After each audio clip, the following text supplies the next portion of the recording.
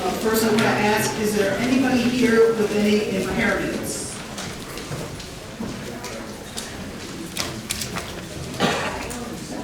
Again, I'll say, is there anyone here with an impairment? Okay, thank you. Welcome to the City Council meeting. Tonight we have an extended program. First, we are having our public hearing in regards to the budget. After our public hearing, we're going to go straight into our public speaking session. During that public speaking session is when you are required to call into the clerk's office at 3 p.m. That's phase 2. Phase 3, we will be responding to the public speakers that came, and then we will take a break, and finally we will be going into our legislative session. So as you know, this is the City Council. I see a lot of new faces. The City Council meets twice a month here in City Council chambers, as per the charter. The only time that we don't meet twice a month is in July and August. As part of this hearing tonight, this is also a part of the mandates of the city charter.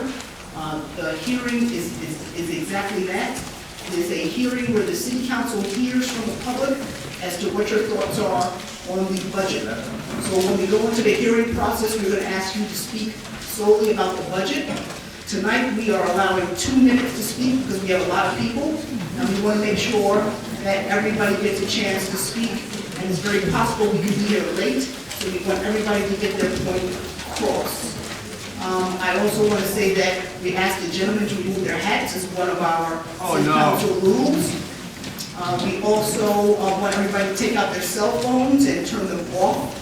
And we ask again that everybody in the audience, please keep it quiet because the acoustics in here need to allow for the person that is speaking, whether it be one of the council members, and more importantly, somebody from the public, so that everybody can hear. So if you're whispering to your neighbor, there's a good chance that the person behind you won't be able to hear the person that's at the mic.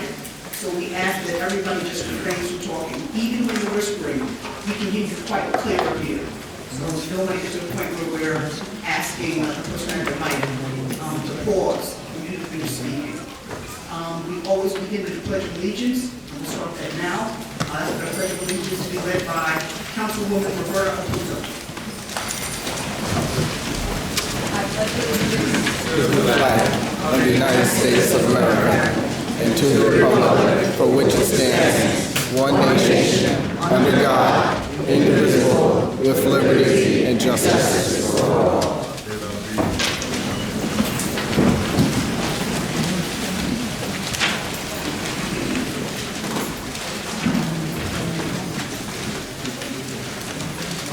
Again, welcome.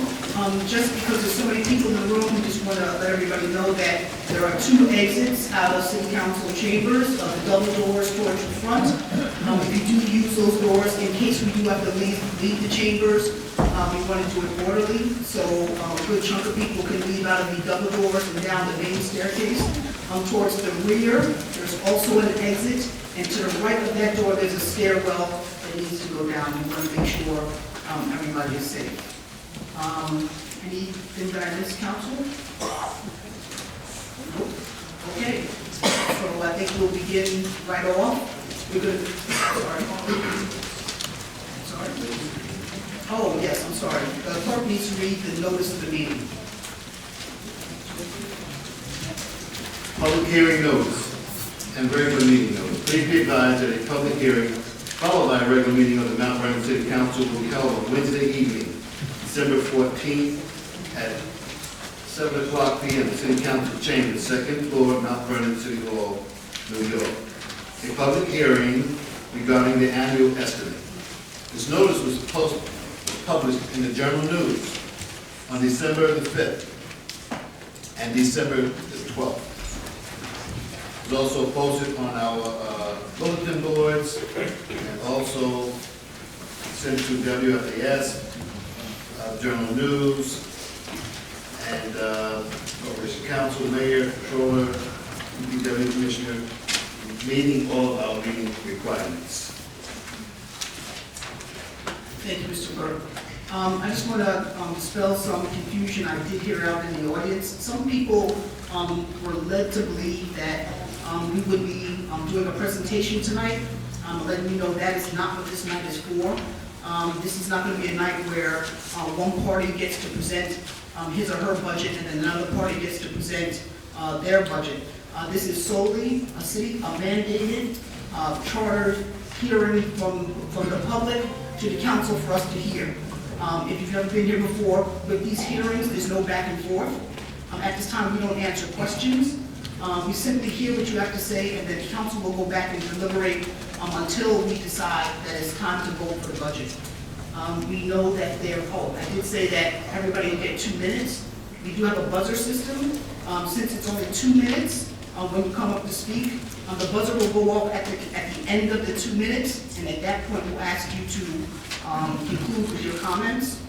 We know that there were a number of robocalls, and we know that a lot of people might have been brought to our council tonight because of a robocall, and we want to be clear that the budget that is before you, that was handed out, was voted unanimously, which means all members of the Board of Estimate voted for this budget to be sent to the City Council. The members of the Board of Estimate are the Controller, the City Council President, myself, and the Mayor. All three voted for the budget you're looking at tonight.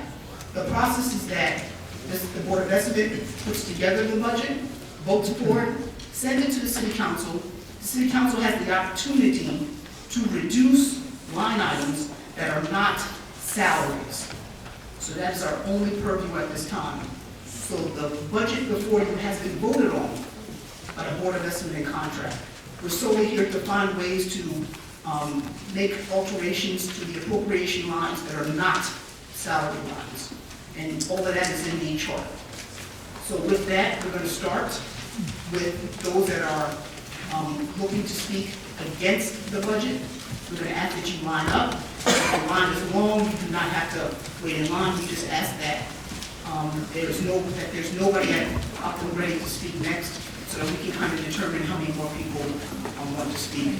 So again, we're going to ask for people to line up that want to speak against the budget. Again, we're going to ask for people that want to speak against the budget.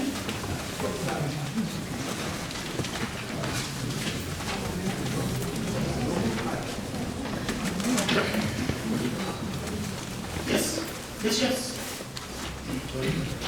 Okay.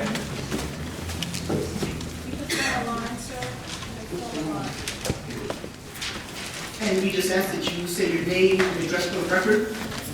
443 East 3rd Street, Mount Vernon, New York. I don't like this budget. The people vote for Mayor Thomas, and the people have spoken. They are the one who want Mayor Thomas to control the city, to run the city. And he need the budget to run the city. If you ain't got money, you ain't got a damn thing. You got to have the money. So asking you guys, please, give Mr. Thomas a chance, all right? I like his vision. So far, it's pretty good. You care about the kids. You care about the family, the seniors, all right? So please, give Mr. Thomas a chance, all right? Thank you. Hey, Leonard Sarver, 12 Carwell Avenue. I thought this was going to be more of a presentation, but I would like to make a couple of points here. I remember being here about a couple of weeks ago, and Mrs. Walker discussed that there was like a $19 million surplus, in the budget, and it's not being used, which I don't understand why that money can't be put in part into reserves, part to fund balance, and part given back to the citizens of the community. The schools have made every effort in the last 5 or 6 years to keep the budgets, in line so that the levies stay basically at zero. I think in Mount Vernon, we have to start considering the citizens. The fact of the matter is, a 0% increase in the budget would be much appreciated by the citizens. Even something as small as like this 1 in 5 8 that you're presenting, is still an increase. There's no reason why you can't go back, use some of that surplus to fund any increases that are in the budget.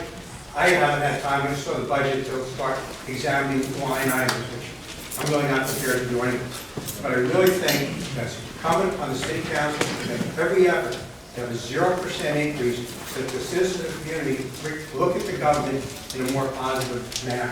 Thank you.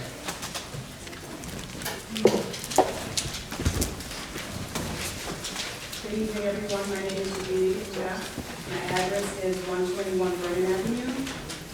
That's here in the city of Mount Vernon, 10553. And speaking against this budget, again, as I've said before, the homeowners of Mount Vernon being tax-free. We have been taxed some double-digit years for the last over 2 decades. And I think that this is the first time that we've been ever given a glimmer of hope that we can have some huge reduction in our taxes, and we really would appreciate that. I spoke with the controller myself about the fund balance because I think that's a sticking point, and she informed me that there's no way that they can use more than $3 million of the reserves for the surplus to fund the budget. I have the budget here, the approved budget from 2009, 2010, 2011. You can have it if you want, you can look at it if you don't have it. The 2 council members that were on the council at that time was Councilman Yana Edwards and Councilwoman Roberta Puzo. And Clinton Young was the mayor. And we have over $6 million from the appropriated fund balance for the adopted budget for 2009, 2010, and over $5 million in 2011. So that was a justification for not giving the mayor the opportunity to use more of the fund balance, but that has not been our past practice. So, they say documentation beats conversation every day of the week. Here's the documentation that was approved by our people and by the controller at that time. So all of this to say that, if there's a will, if the city council has a will and the controller has a will to work with the mayor and to reduce the tax burden on the homeowners of Mount Vernon, I think you will find a way. The problem, I think, is that the will is not there. And I think that sometimes we come and we speak, and I really don't feel like sometimes we're heard, or that you're listening, or I feel like maybe the mind is already made up, and no matter what we say, it doesn't make a difference. I'm hoping to make a difference, but I appeal to you to reduce the tax burden to the people of the city of Mount Vernon. Thank you. Yes.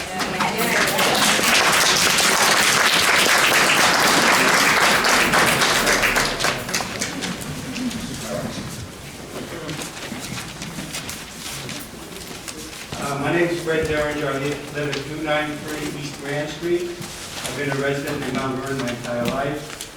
And I've seen these increases, and I've heard people, many of them probably in this room tonight, being concerned about increases in property taxes. The double-digit increases and significant increases in prior years were really unwarranted. And we should be looking to reduce taxes because this city can function with a little bit less.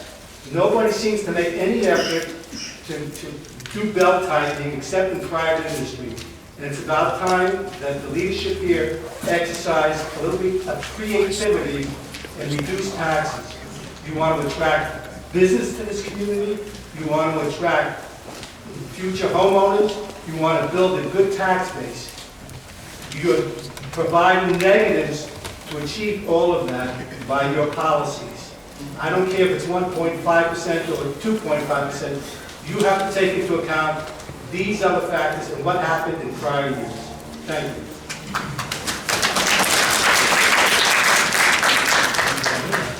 Good evening, I'm Jimmy Richardson, 21 West Air Boulevard. And I believe that Mount Vernon needs a police commissioner, somebody to oversee what's going on in the police force.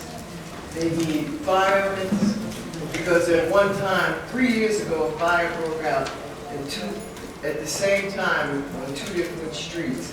So you had people fighting the fire here, and then you had to call people in from another city. Makes no sense. Why don't we hire the people we need to do what needs to be done here, and then that way Mount Vernon can be taken care of. When you have businesses come here and you get tax abatement, of course property taxes are going to go up because you're giving business. New York State gives tax abatement to businesses so that they can come and be here. And we need Memorial Field. It might not be important to people who aren't from Mount Vernon, but it's very important to me because Memorial Field was here when I grew up. I grew up in this city.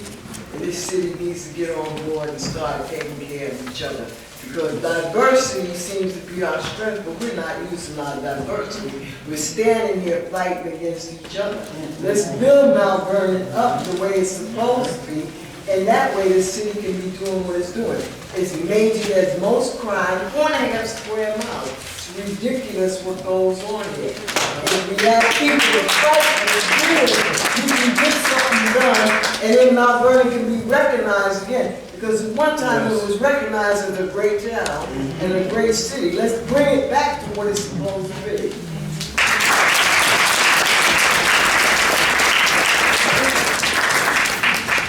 Good evening, Don Marable, 1 Fisher Drive. I'm not sure if I'm for, I don't want to say I'm against the budget or for the budget, but I have some requests and some asks. The mayor is the CEO, and I've heard numerous council persons refer to him as the CEO, and he is responsible for the day-to-day operations of City Hall. That would imply that the mayor would know what is best for the city. I would like to ask that the budget be allocated accordingly so that the vision of the mayor for the residents be adjusted to reflect those requests. We cannot be penny wise and pound foolish. I understand that some positions have been defunded from this budget. That means that funding may be added as long as the line item appears in the budget line. Over the past 23 years, I have watched the decline of my glorious city. The people have spoken. We are asking that you work with Mayor Thomas, and we are asking that you seriously consider the requests of the mayor and the needs of the city that are raised and adjust the line items accordingly.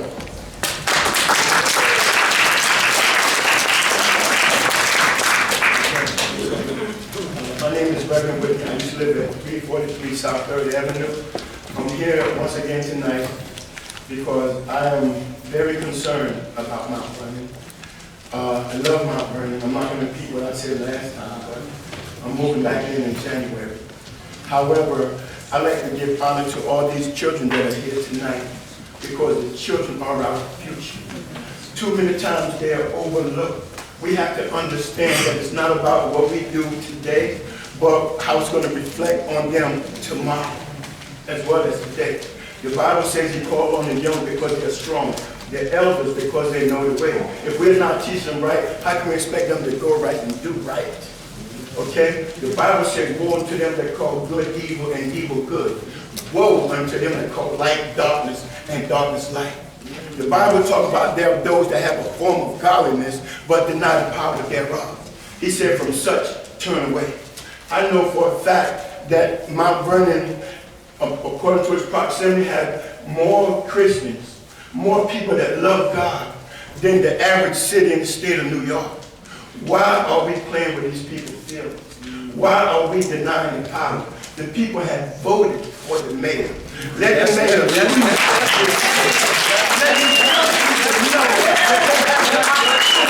become the mayor or anything else they want is nothing in the city of Mount Vernon because it is inevitable. It's a shame how we have hidden agenda and personal issues that we want to deny progress. My God, help us. It's not about no one here. It's about these children. It's about the voters. It's about wanting a change in Mount Vernon. Too many times people get on TV and discuss the negative. What about the positive?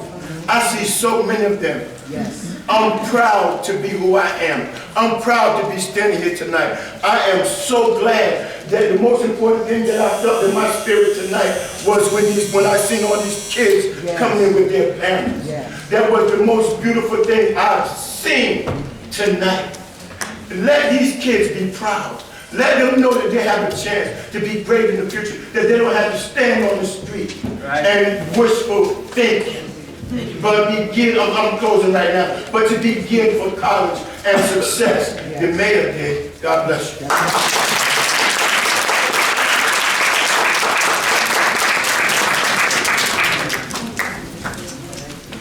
Hello, good evening. My name is Cassius Pierce, and I live at 6 Pratt Street in Mount Vernon. I'm sorry, just say your name. Cassius Pierce, and I live at 6 Pratt Avenue in Mount Vernon. I'm here because I encourage the mayor's budget. I like the fact that he's got a futuristic plan that talks about EMS infrastructure. I really like that because it gives us an opportunity to build something that the people care about. Because every one of us here is in what they call a pre-hospital situation, where you're going down to the hospital, the morgue, or you're going to the doctor's office. And having somebody or a situation set up where everybody knows how to appreciate to get that care in EMS is something that we need. Because what you can build from that is a sense of pride, a system that everybody cares about, and you'll nourish it. People are going to be willing to volunteer, they'll be willing to take chances, help each other out. Also, you'll have the citizens work better with fire, police, and also the municipals. Everything works better like that. So I encourage the mayor's vision for an EMS infrastructure. I mean, if everyone knows CPR, everyone knows how the ambulance system works, if something happens to you, somebody can call or even take care of you, give you CPR on the spot, until help comes. Or at least, offer some sort of correct message to the dispatch as to what is really going on with you. So an EMS infrastructure is something that we should really pay attention to. And if the mayor's budget's got that, I think we all should start really put that in play, because everyone here, I guarantee, is going to end up in a pre-hospital system, which is the emergency room, the doctor's office, or some sort of care facility. So we need to pay attention to that. Thank you. Thank you, sir.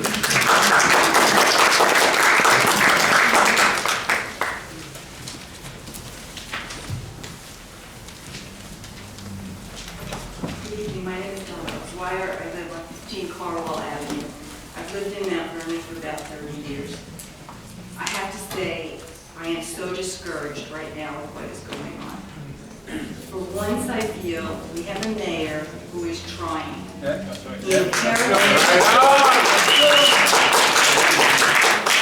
inherited a mess. We all know that. Yes. We are here because we care about Mount Vernon. So many of us could be home, so many of us could be wrapping presents and baking cookies and doing other stuff. Let's cooperate. At a federal level, we're watching people fight and argue, and our country is suffering. And now our city is too. Please work with the mayor. Work something out. We've been drained with our taxes. We have to be embarrassed. We have roads that are sinking. The lights aren't working. There's so much that needs to be corrected. Work together. We can't do it alone. We're the residents. We come, and believe me, we're going to be voting. And we're going to remember what happened.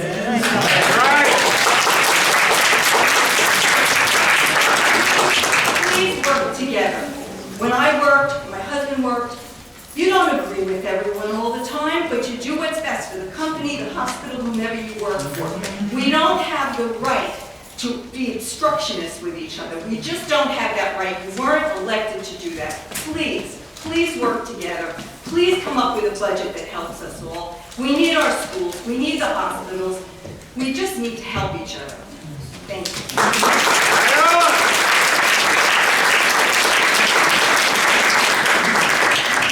I just want to reiterate, the budget that's before you, the mayor did vote for, and the council and the controller voted for, and the council voted for. Let me finish. So everybody from the Board of Estimate voted for the budget that's before you tonight. Is there anybody who wants to speak in favor of the budget?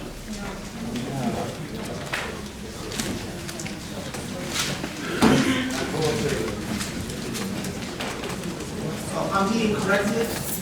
Is there anybody else that needs to speak against the budget? Is there any, just raise your hand for me, please. Is there anybody else who wants, ma'am, please come forward. No, I'm not going to speak, but I am against it. Okay, thank you, I appreciate it. Is there anybody else who wants to speak against the budget?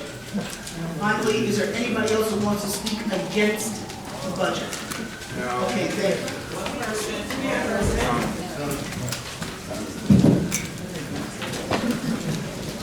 So folks that are lining up for the budget, could you just pause for a second?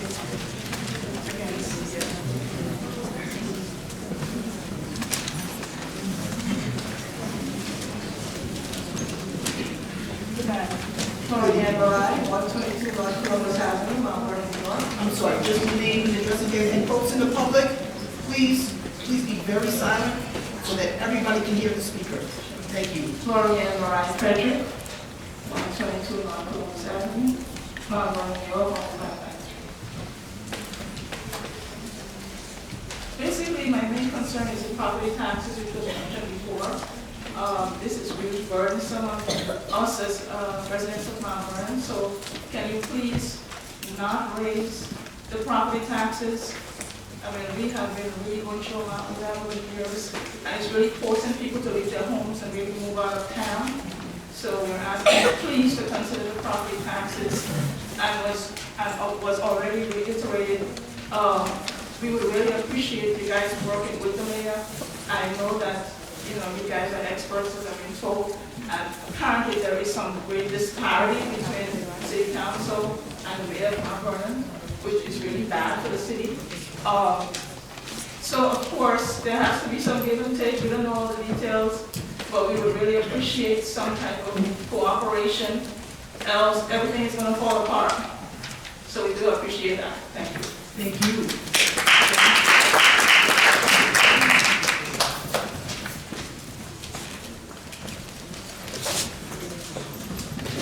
Thomas Ujala, I live at 36 Bella Street in Mount Vernon. I've been in the city, lived here in the city for 38 years, and as most of you know, I've worked for the city for a little over 7 years. When I first looked at this budget after the revision, I guess I tried to get a word that would capture how I felt about it, and I guess the only word I could really come up with was disappointed. I'm disappointed in this budget in its lack of support for the police department. We're further reducing our uniformed officer complement, and that doesn't do anything to help the city. Now, several of the positions that aren't funded in this budget were just passed by the City Council and the Board of Estimate less than 2 months ago, yet now there's no money in the budget to pay for it. I'm disappointed that the positions of police commissioner and deputy police commissioner have been denied funding in the budget. It seems to me that with a lower complement, what we need is, with fewer officers, it's more important to have seasoned leadership. I'm disappointed in the lack of support for our fire department. Again, funding has been eliminated for some staffing that was approved by City Council and Board of Estimate just as recently as 3 months ago. City desperately needs fire inspectors. Where problems go unprotected, I worry that we have something happen like happened in Oakland in the last month or so. I'm disappointed in the 25% reduction in funding for the recreation staff. We need more programs for our seniors and youth, not fewer. And I'm disappointed in the continuing absence of enough funding for essential personnel and equipment in the Public Works Department. The fact is, there is money there. The city's unrestricted fund balance went up threefold, from $4.5 million to $14.2 million between 2013 and 2015. How does that happen? Too many taxes were raised. Keep going. We're going. Thank you, Mr. Ojala. Just for the record, Tom Ojala is the Commissioner of Management Services, so he has a deep perspective in this. Thank you. So that concludes the folks that are speaking against the budget. We're going to have folks that are speaking for the budget. For the budget. Okay.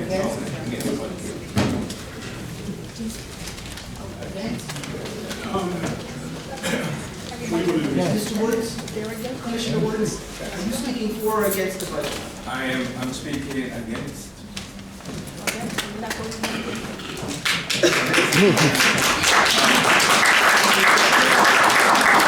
Curtis Woods, 31 Forster Parkway. Good evening.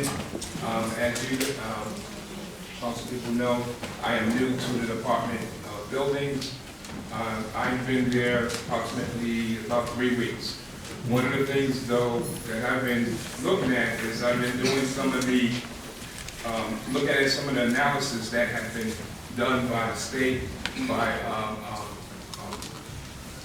employees in the building department, and one of the things that's there that we see is that one of the things the building department has is a lack of staffing for doing the inspection inspections, mainly inspections and office work. One of the things is I would like to see, if it was possible at all, to replenish the resources that were taken from the building department, especially from the inspectors line. One of the things I believe, though, we have a plan to deal with the violations. In the past, one of the things is a lot of the violations have been done, have been unsolved, uncompleted, and that I think is because of the staff and the adequate staff that we have. So I'm necessarily not against the budget, but I'm against the staff being reduced for the building department. And like I say, I'm new to the department. I'm just my analysis of it, and looking at the analysis from the state city workers in the department that have been done before me shows that one of the things for us to increase would be the amount of, particularly the inspectors, so that we can, deal with the violation. One of the things too, as you know, the city is building, it's development. We're getting larger buildings, and the amount of staff that we have, I see it hard for us to do with what we have now. And if we do increase or reduce, I would say it'd be a little harder for me to continue with the building department. Thank you. Thank you, Commissioner. So just for the public's information, Commissioner Woods was our DPW commissioner for a number of years. He's just been transferred up to building departments. Commissioner, we invite you to the council so that you can discuss your plans with us. Last night we had the police chief and the fire chief, the commissioners from police and fire who spoke before us, and we were very encouraged by their plans. They were very pleased with the way they ended the meeting, so we're looking forward to 217. We ask you to come to the council as well. You're always invited to talk about your plans, so please come. And that goes for Commissioner of Management Services as well. We have a computer system issue that we need to work on here in the city as well. And it's going to be expensive, but we want to hear the plans for 17, and we believe that we have the flexibility to fund it in 17 as well. So thank you, commissioners, for coming. These are your commissioners, ladies and gentlemen, so if you see them, feel free to talk to them and engage them. We're looking forward to it. Now, I'm sorry for the delay. Are you against or for, ma'am? I'm just, I guess you characterize it as against, but I'm here to point out some concerns that the Human Resources Department has with the current. Absolutely. Welcome. This is the first time that I'm meeting you, so just please introduce yourself and your role in the city. How are you? Hi, Margo. My name is Melissa Ralph, and I'm the Deputy Commissioner of Human Resources, and I'm a longtime resident at 106 Sheridan Avenue. I just wanted to bring to your attention, after I was recently appointed to the Deputy Commissioner of Human Resources position, after a preliminary review of the operations of the department, I just wanted to bring to your attention that the current budget does not allocate for the needs of that department to modernize itself. There are no electronic databases, for instance. There's basically no infrastructure in that department, which is critical to managing the city's workforce and the operations, and respectively within each respective department in the city. And the understaffing and underfunding of this department raises serious concerns in terms of compliance with city, state, and local laws and regulations. And I sincerely hope that you will meet with me to discuss these concerns in further detail so that they can be properly funded, which is critical to the city's operations. Thank you. Thank you very much. And yes, we absolutely want to meet with you. We are aware of some of the conditions that we need. So yes, we would like to meet with you and discuss what you found so far. Is this against? Sir? Yes, against. So, Jamie Pessin, 49 Elm Avenue. Thank you, Mr. Pessin. Just 1 second. The folks that are speaking for the budget have been standing and waiting. Is there anybody else who wants to speak against the budget? If so, please come forward so the folks that are standing can make a determination if they need to continue standing, please. And then let that be it, because we're being very not polite to the folks that are speaking for. You speaking against, sir? Would you like to speak against, sir? What is Jamie Pessin talking about? Right, he is, but I don't want you to. Yes. I mean, hopefully the people for the budget can move out of the way. Just saying. Jamie Pessin, 49 Elm Avenue.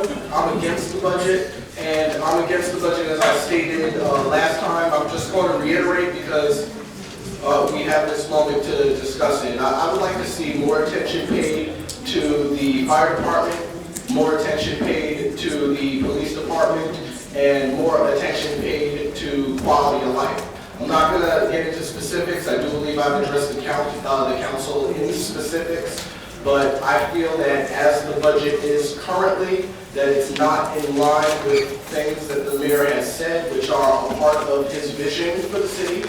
And I'm not going to speak about any other part of the budget, but in regard to the fire department, the police department, quality of life in general, and code enforcement, I want to see the city council make an investment in those areas, because this is us, the people, speaking to the city council. The mayor's not even a part of this right now, because as I've stated, the mayor voted yes on the budget has passed, and you guys are the guards at the gate before it gets approved. And I feel that those areas have been neglected in regard to the mayor's vision for the city, and I just want us to truly use this last moment to reconsider helping those specific areas: the fire department, the police department, quality of life, and code enforcement. Thank you. Thank you, Mr. Pessin.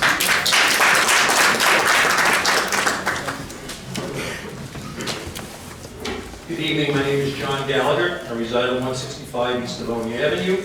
And as you all well know, I've been here many times about the budget, talking about the budget. I didn't know tonight whether or not I was going to speak in favor or against it. However, I do have to chastise you, the city council. First of all, you shouldn't allow people to speak 2 minutes. It should be a lot longer than that. It used to be 4 minutes. And I think you should give me the courtesy of speaking 4 minutes. In addition to that, Mr. Rajola, who just got up here, was your deputy controller for many years. He knows the budget inside and out. He had more ideas as to how to reduce this budget. You should have listened to him. You should have let the public listen to what the man has to say, because he's very bright when it comes to that. You all know. So I don't know why you cut it off. What people don't know here is that over the last 5 years, and I came up every time on budget hearing, you've increased our taxes 36%. The city council, 3 of you, Mr. Edwards, Mr. Griffith, and Roberta Guzzo. 36%. Last year, we had a 2.1% increase. The room wasn't filled as it is right now. 33.5, 4 years prior to last year. That was your doing. Why was that a doing? Well, what these people here don't know, I'm hearing people bringing out the point that, geez, it would be nice if we all get along together and talk. But you know what? I disagree with that. I'm glad that there's some dissension, because for once in my lifetime, here, 38 years, that I've been to many budget hearings, that we have people that are checks and balances in systems. Because in years past, people don't know is that you had a mayor by the name of Ernie Davis who controlled the city council. Now you have a mayor that the city council and the mayor don't get along. Wonderful. You know who benefits? The people of Mount Vernon. And I'm glad about that. The people of Mount Vernon finally benefit. You have a controller who doesn't get along with the mayor. Isn't that wonderful? It's working for the people of Mount Vernon. And that's what we're all about. Okay? Checks and balances. We've never had checks and balances in the 38 years that I've been here. Checks and balances. I'm going to speak a little more. 38 years.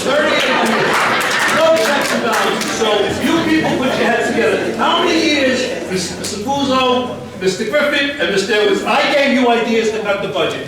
How many did you apply? 0. Mr. Dwyer's right here. He gave you ideas. 0. This is a dog and pony show to these people. You know what you're going to do. Cut the budget, and Tom Rajola come back up here and give you more ideas how to cut this budget. Okay?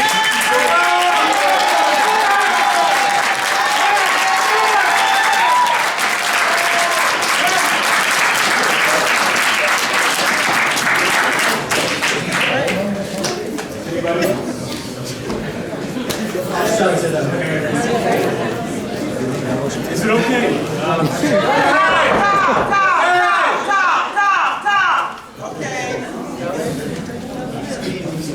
Good evening, Council. Glenn Curtis, 629 South 6th Avenue, Mount Vernon, for the budget. There are certain points when people come into the room. Look how packed this room is. But for the past 2 years, 98% of these people are not in here with you every week as we were. So this big show up is another dog and pony show, by the way, because they would have known how well you fought with the mayor during the months when he didn't give you a budget to approve. But now we get the church coming in here who don't pay no taxes. Don't belong to I'm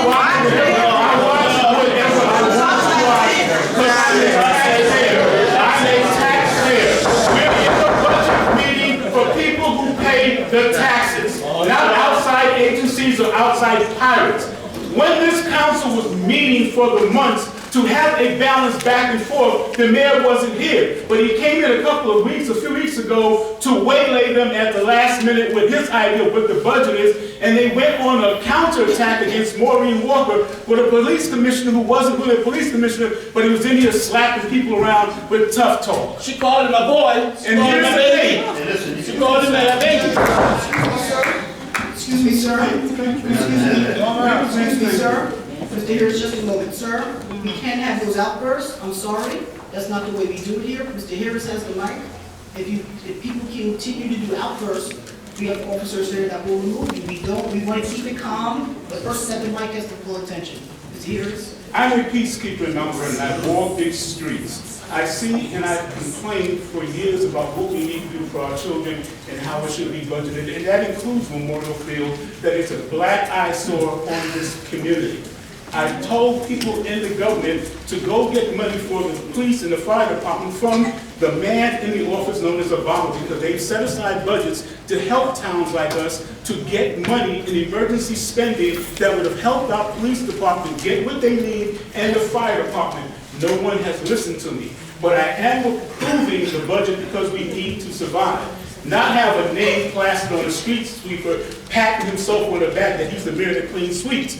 Guess what? Cleaning the streets are part of the budget that's in place. Why do you have to pat yourself on the back? Why don't you go down there to where we have the boys clubs where kids need help from you? Where we have a place that's down there that used to be the Y that cannot be completed because nobody in this budget wants to go and help these kids. But when I stood out there as a peacekeeper and demanded that we help these kids, nobody walked with us. The peacekeepers are gone thanks to no support. But I support these people because I've been fighting with them for months in and months out. Now the room is packed and people are yelling about what Richie has done. Richie has not done a thing that has worked well. I am not finished. We have a right to have dispute, as Mr. Gallagher says, but Gallagher is right. These disputes are only going to help us. Thank you.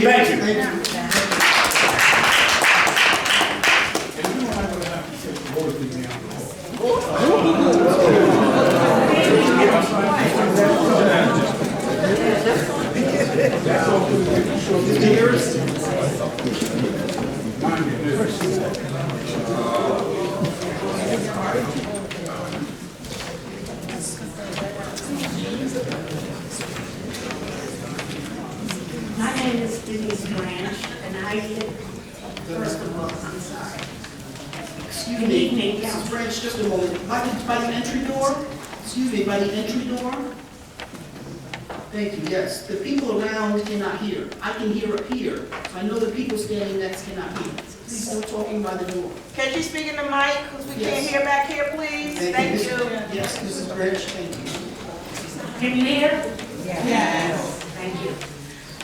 Good evening, council. My name is Denise Branch.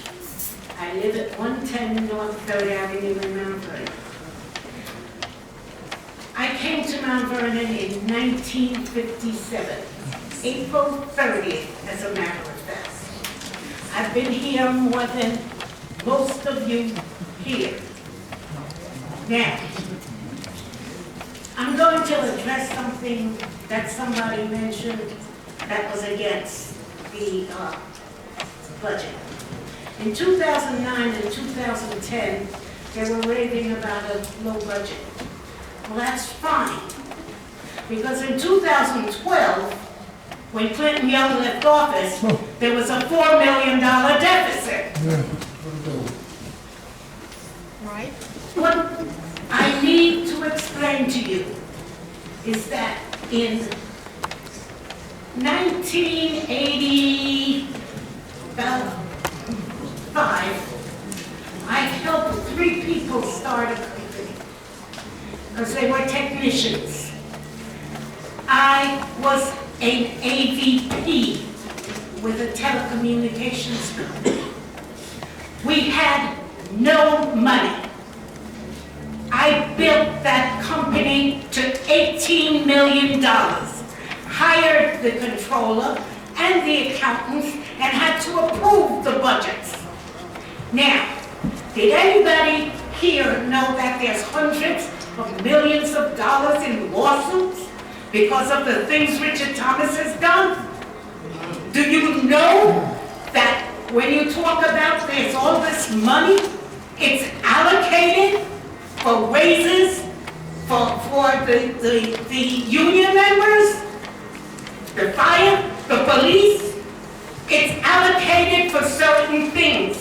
It's not that money that they can take to balance the budget. And if you don't work on a budget now, 3 years from now, you all will be sorry. Thank you very much.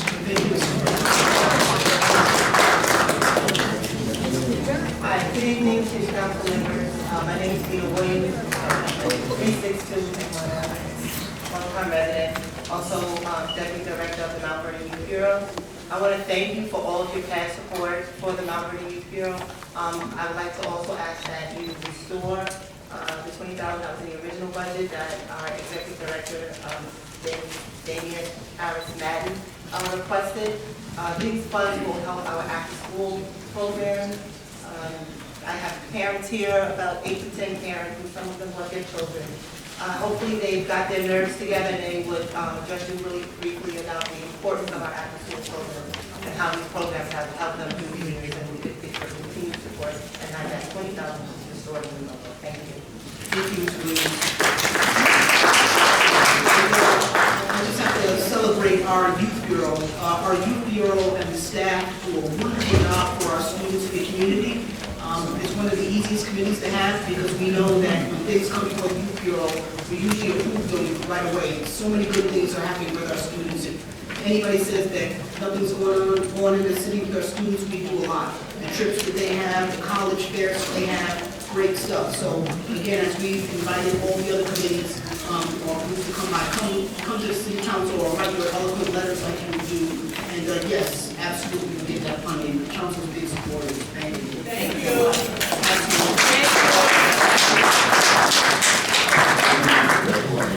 My name is John Hope. Excuse me, folks, just 1 second. We want to make sure that everybody can hear the pink person at the mic. And again, your whispers travel very far. You begin again, please, sir. And try to speak into the mic if you can. My name is John Hope. I happen to live in White Plains, but I have quite a few properties in Mount Vernon. So my concern is about the tax. I think it's going to go through the roof. Poor people, when they lose their house, they cannot afford their tax. And it's really something much can be done to control this tax.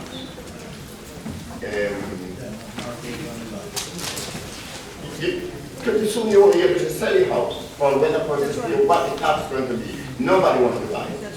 And if you can't pay for it and nobody going to buy it, you're going to get stuck with it.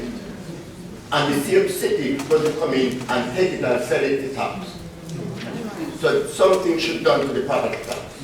I'm paying over $100,000 to Mount Vernon a year for property tax. Over $100,000. And I don't see what I get to service. I come down from White Plains the morning time in the winter. I can drive from one property to the other. I would like to see what I'm paying so much money for. And next thing again, I live in White Plains. I pay less in tax. We have recycled every Wednesday the garbage and with cardboard and bottle. Every Wednesday you have to go to cardboard and bottle. Over here you have to remember which day it is. That's nonsense. I'm paying more money in Mount Vernon. I have more expensive property in White Plains. And I'm paying less tax in White Plains and more service to what I get in Mount Vernon. It's a shame not to do something to us.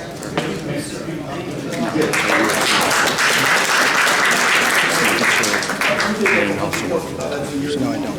Thank you, Mr. Phillips. Hello. Just hold on one second, I'm gonna make sure everybody can hear. I'm working for the folks that can't hear in the back. Thank you. All right, go ahead, thank you. My name is Ms. Bagby, resident of 6th Avenue, South 6th Avenue, Station. I'm reporting with the budget for the simple fact that I have my whole life is in Mount Vernon. I'm a homeowner, I have a kid in school, and I work here. So when a budget is being torn between tax and my kid in school, it's upsetting. You do have to come to a common ground because I can't pay. But my daughter's in school, when she does need the funding, thank you for supporting them.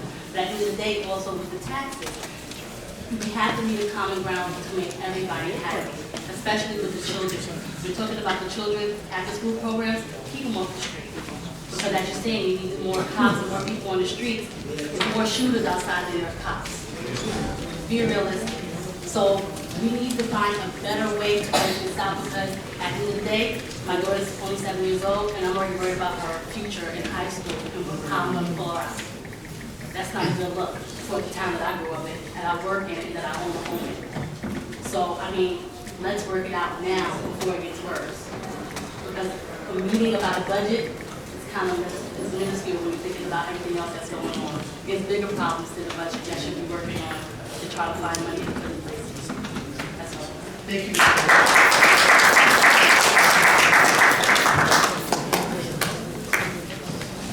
Yes, my name is Sharon LaRue. I'm at 55 Pennsylvania Avenue.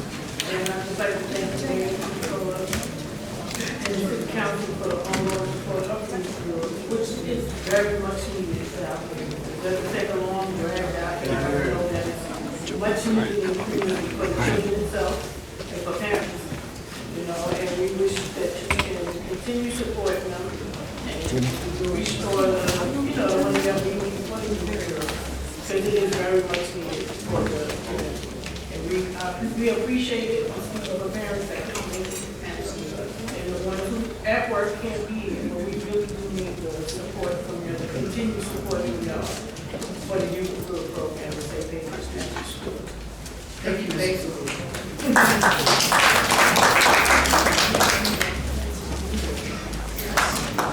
Thank you.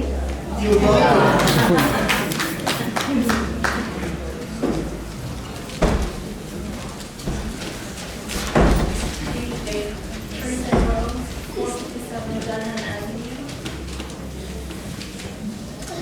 As a homeowner and resident, I too am affected by most of the issues that were expressed earlier, and I do want to endorse that.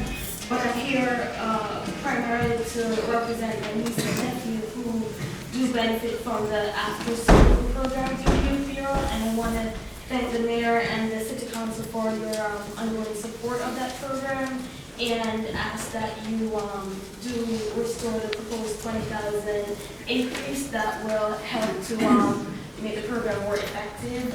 I do see the value for my family that benefit from this program. It keeps them safe, it keeps them off the street, and I speak on behalf of myself and the other working parents who are not able to be here tonight. So I want to thank you, and I do want to ask you to keep focusing on that program and look at the proposal for that 20,000. Thank you. Good evening, council members and council president. My name is Ms. Fiorello. Excuse me, Ms. Fiorello, just one moment. I'm speaking against... Mrs. Fiorello, just wait one moment for me, please. Yes. So folks that are talking in the audience, we're going to ask that you try to refrain from talking. I can see people are distracted. I see the mayor is here. How are you, sir? Yes, I heard you. Just hold it.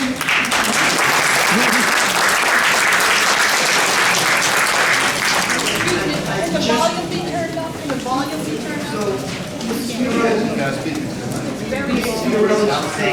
Is it okay now to speak? I think so, ma'am. Okay, I am against the budget. I only have one thing to say. It will go into the reserve fund, which is ample. I know it may be earmarked for certain things, but there will be money left over. You can use the reserve fund, put the taxes at zero, because I cannot afford any more. I'm sure a lot of people in this room here on top of the school tax. Get up out right here!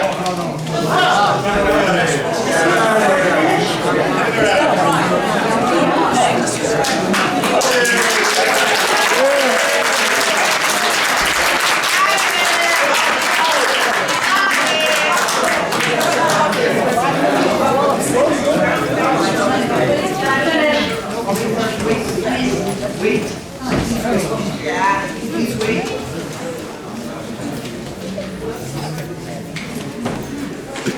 So Mrs. Fiorello, just one moment, please. Yes, I'll wait 1 moment. So we're going to ask that, ladies and gentlemen, so wait, just a moment. I'm waiting a moment. Out of here. So I'm going to ask, ladies and gentlemen, that when the officers come back, that they help maintain quiet in the audience, because folks cannot hear the person at the mic. And we want to have respect for the person at the mic. We're not going to tolerate people yelling out and causing a nuisance. We have children here. So let's act professional. This is a hearing. That's all we're here to do. We're not here to argue. We're not here to whisper. So Mrs. Fiorello, please finish your comments. Continue now? Yes, ma'am. Thank you. As I was saying, we're going to the reserve fund and give us 0 taxes. I cannot afford any more. I believe a lot of people, most of the people in this room cannot. When you think about the school taxes as high as they are, plus, when they passed that resolution for $1 million to fix the schools, which I voted against, but a lot of people now voted for it, that on top of the school taxes, it has to be 0. That's all I have to say. 0, go into the reserve fund. Thank you.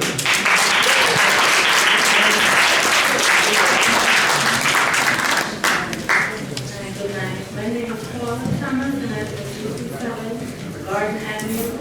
And I want to commend the mayor and the city council on the job with the after-school program. I am a transplant from the Bronx, and I do have to like Mount Vernon. I would like to see you work with the mayor to better the city and also to keep the after-school program. Really help the kids. Thank you. Thank you.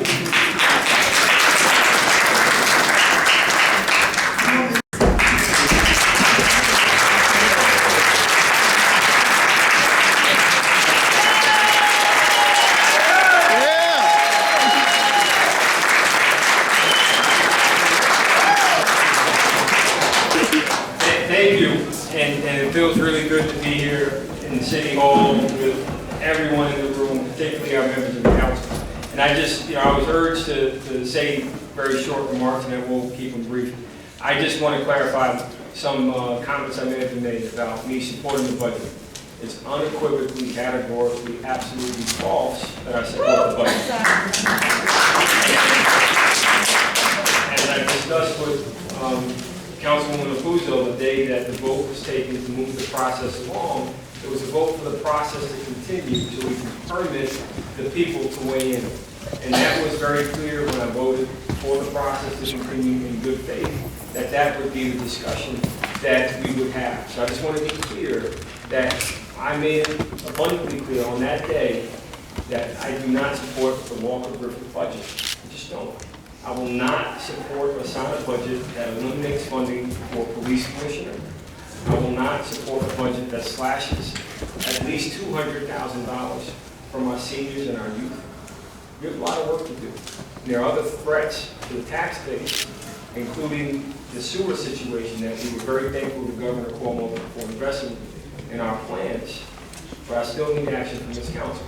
So just understand that. I hope that we take heed to the recommendations that Commissioner Rajala made.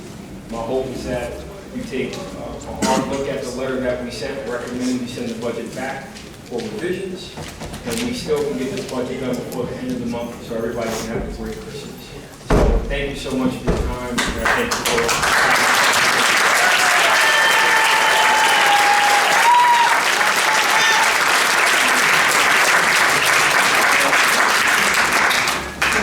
Thank you, Mr. Mayor, for coming tonight, and I just want to let the public know that you, myself, and the controller had many discussions about the budget. People seem to believe for some reason that we don't get along, but we don't talk about the budget, and I just want to make it clear to the public, because the public seems to think that we have these huge disagreements, and we do disagree with the numbers, but we all believe in the city, and we've talked about it extensively. So the reality is, sir, is that when you voted for the budget, it came to the council. And the council is very limited as to how much we can do. But it's not the will of the Board of Estimate, including yourself, to bring in a budget that increases so much expenses. And that was our concern. The concern of the Board of Estimate has always been that we don't believe that the other budget that was presented is sustainable. We do like low budgets in year 2017. Our concern, the Controller of Mine's first main concern, is that that is not sustainable. So we fear that with the increase in spending and the revenues that we believe will not come true, in addition to the use of all of our fund balance, that 2017 may look nice, but we're afraid of 2018. That has been our concern from day one. And we've said that $8 million of expenditures for salaries for new people, we believe in new people. So we supported the police department. The council has supported the fire department. We hear that the force is very happy with what we've done for them. We met with the police commissioner and the fire commissioner yesterday. We opened invitations to other departments to come before us. We met with the assessor yesterday as well. So everybody seems pleased when they leave because we want to invest in our city too. The difference is that instead of front-loading $8 million, we believe that we need to continue to have that discussion in 2017 and fund as we go along. And the council will absolutely support you and anything you present to us that is right for the city. We want to be clear on that. We don't want the public believing that we fight all the time and we never talk and all we do is argue. That's not the case. So I want you all to be on the record to confirm and acknowledge that we have conversation. We may not agree on everything, but all of us that are elected believe in the city.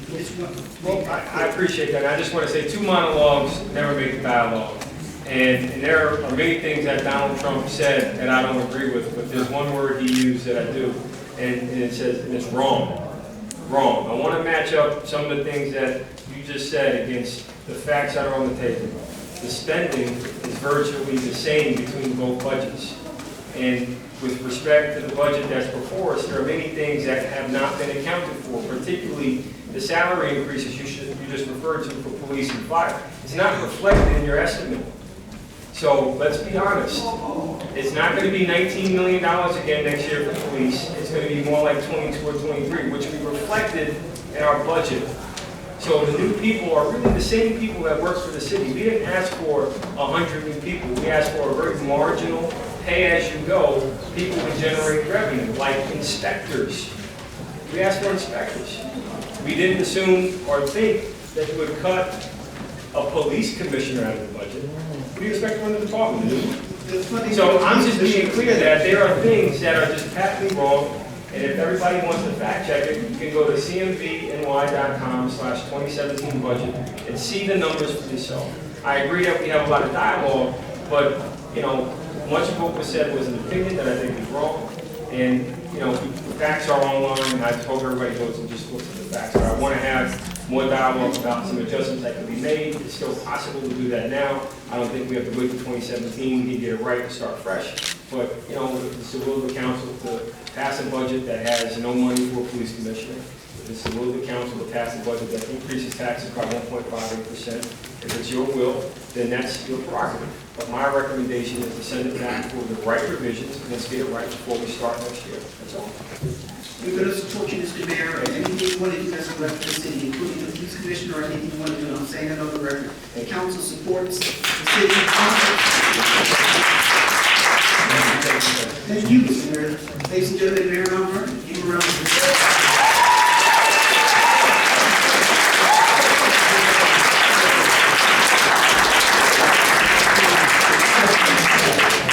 The hearing is now over, ladies and gentlemen. Is there anybody else that wants to speak for the budget?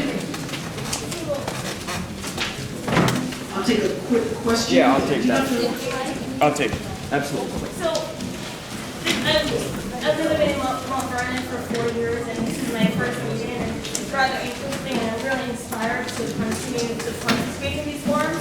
But just to listen to the mayor and your response, and I'm about to leave, and I feel like it's defeated because based on your response, it sounds as if, you know, everything's been fine, all decisions have been made, and then like, so why are we here, expressing our concerns and, speaking on behalf of the programs that we represent, it's being implied that, okay, so, we're concerned about the sustainability of, these proposals that you put in place, so Thank you, ma'am. why am I here? I just want to understand. I'll be happy to clarify that. The process that the state has mandated to us, and that is in the charter, is that the council, and remember, there was no hearing for the Board of Estimate process. The council has always been open to hear from the public. The council members here don't work here in City Hall, so we're the closest people, like you are. They go to work every day and come back and review. So this is the opportunity for the public to yell, scream, and voice concerns. And the council is not going to vote on the budget tonight. There are things that the mayor has proposed. We have met with some of the commissioners, and there's a good possibility that we may make some adjustments. We did have a conversation with our auditors about some numbers as well. So, no, even though it may seem like we're done, we're really not. In prior years, the council has reviewed stuff, and this is our opportunity to bring the budget down, and that's what we usually do. However, if there's a need that the community really wants, we may bring it a little bit higher. That's just the reality. But most likely, we're going to try, we're going to go back in our room and see if there's a way that we can reduce the budget and adjust the numbers. Things are changing every day. So the closer that we get to finalizing some prior year numbers gives us a better assurance that we have funds to be able to do things. And like I said, we met last night with the fire commissioner, the police commissioner, and the assessor. We're going to continue meeting with the commissioners and their new vision for the city. And we like some of our new commissioners. We're going to meet with their vision, and we're going to try to fund it. Because the reality is, folks, we do need to make improvements to our city, and that costs. And we need to balance out whether we want to spend that money or not. And that's the discussion that we're having. The mayor has a vision, the controller is very conservative in her number watching, then the council gets to decide when we go through there. So absolutely not, man. We're not finalized here, but we definitely do have hearings. And to the comment that we should be all doing something else, we're mandated to have a public hearing. This is important because this hearing and this budget set the tone for all of 2017. The council does have the opportunity to make adjustments in 2017, but really the money that you allow the council and the city to have to spend in 2017 should be set before the year starts. That's the process. We're not going to fray from that process. Okay? Thank you for that. Is there anybody else who wants to speak? Again, we're for the budget. Thank you, sir. Good evening. My name is Pedro Coelho, 221 East City Avenue. I've known Hannah for 27 years. I know most of the cases here. Tonight, I am in favor of you guys working together and try to cut our taxes down. Approve it, whatever you guys will approve. We didn't approve it in November. We are 25 years behind in New Rochelle, White Plains. We've been like, the joke part of Westchester County. I ask you guys to forgive my accent, but as you guys can see in the room, we are a very diverse city. All right, so we are poor people, hard-working people, and you guys live with our money. We pay you back the salary every month. Respect us. Work together with the mayor, with the controller, and make sure that we, the people, end up being profit from this. Because we're not going to pay higher taxes and get nothing. The way it looks okay, but people before me point out things that I didn't see. I just touched the budget right now.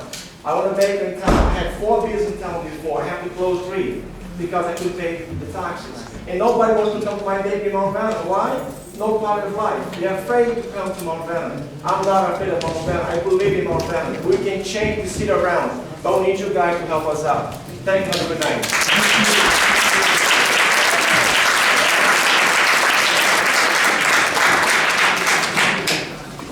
Just for a second, we're coming to a close. I'm just going to take a raise of hands. Is anybody else going to speak for the budget? Okay, very good. Thank you, Mr. Good evening, Tamara Stewart, 30 Park Avenue. I'm in favor of the budget. I think it is a relatively conservative budget. I know you're not going to satisfy everyone. It would be nice if it was a little lower. The things that I am concerned about in the budget are, one, that we do make additional allocations for the building department. They are overworked, underpaid, understaffed, and it is extremely difficult when you need to have them ensure the safety of everyone in the city. They do not have the staff and resources that they need to do it. We are all in danger. My neighbors and I in Westchester Plaza have been having a really difficult time getting our owners and the people who manage the property to comply and make repairs, et cetera, and if the building department, I'd like to believe that if they had more resources, they'd be better advocates and partners with us in trying to get things resolved. That's one issue. Another thing I would like the council to consider is giving $10,000 to Mount Vernon United Tenants. Mount Vernon United Tenants was funded in 2016 by the county. They do so much good work in this city. They help house people, they help prevent evictions for people.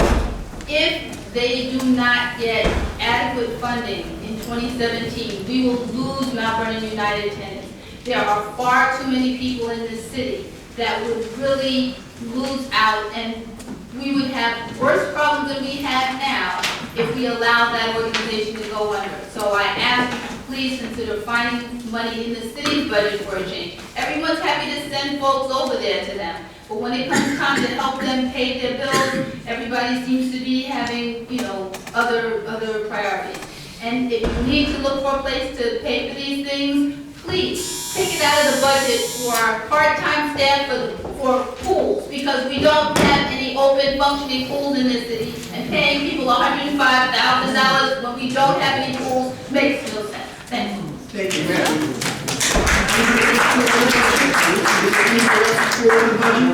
Finally, anybody for, sir, come forward, sir.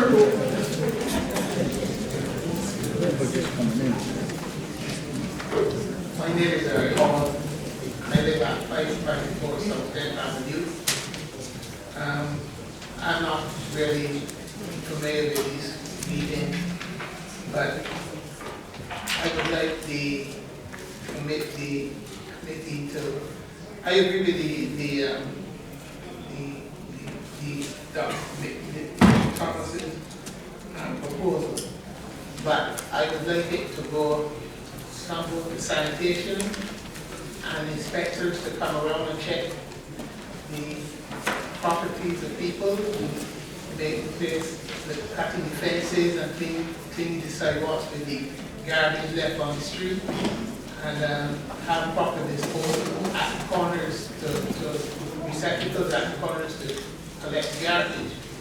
And also, I would like for the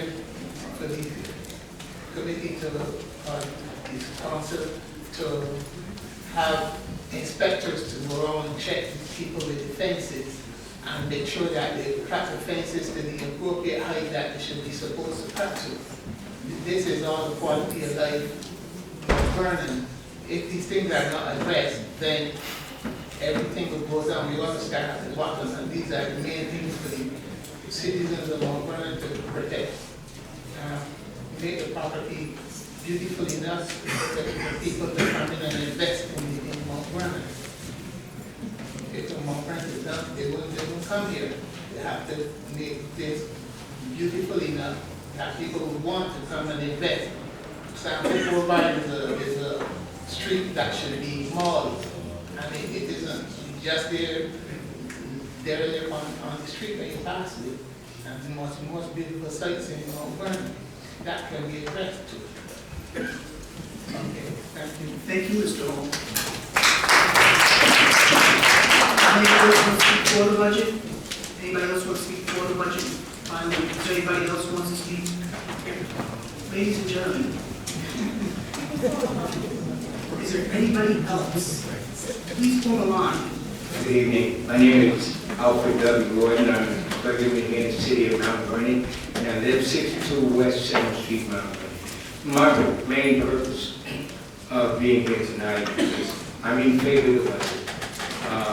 But what I want to do, and I implore all of those who have to make the decisions, especially the Solis Party. The late President Lyndon James Johnson made a statement, one of his mandates was come now, let's see. I know it's good, I know it's good, but it's a reality. And that's all I ask, you know, imploring this office body, they can tell them the same thing. Let's sit down and create a climate of working together. One more thing I wanted to say, back in the 80s, I was working down in the Valley Region, and we had a program through IBM, and they were teaching us for 1 week, intensive program, how to work together with our executives and those who hire us. And the whole purpose is that both would be winners. This is not a baseball game. This is not a football game where one loses and the other wins. We all have to win.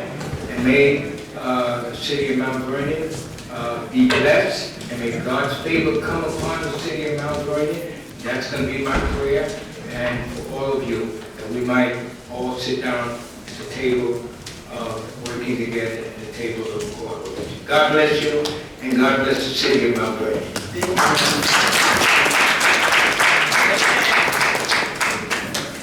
My name is Bishop Pessin. I live 643 Lafayette Avenue, Mount Vernon, New York. I have been living in the Bronx for many years. I've been living here about 8 years now.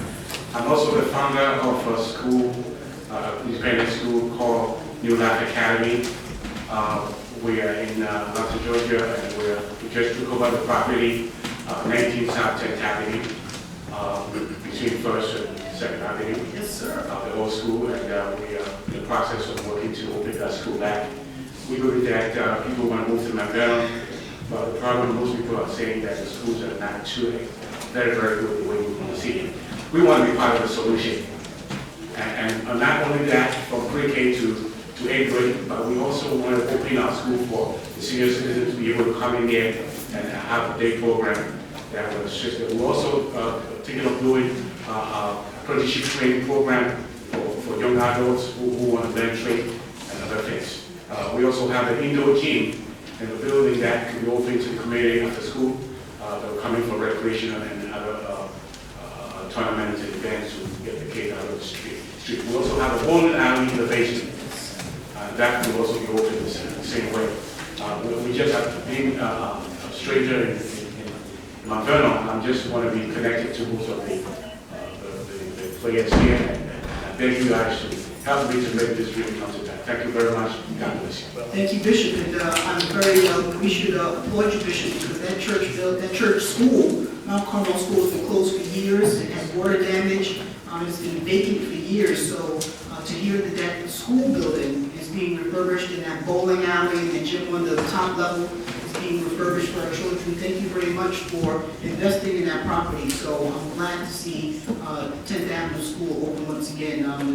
People who know Mount Vernon know that as a school that educated a lot of people, so thank you for putting that investment into our community. I'd like to meet with you and see some of your programs so we can invite some more people over here. Thank you very much for coming. Thank you.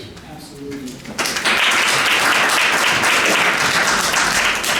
Good evening. Welcome. My name is Doreen Gilmore, and I live at 59 Mount Vernon Avenue.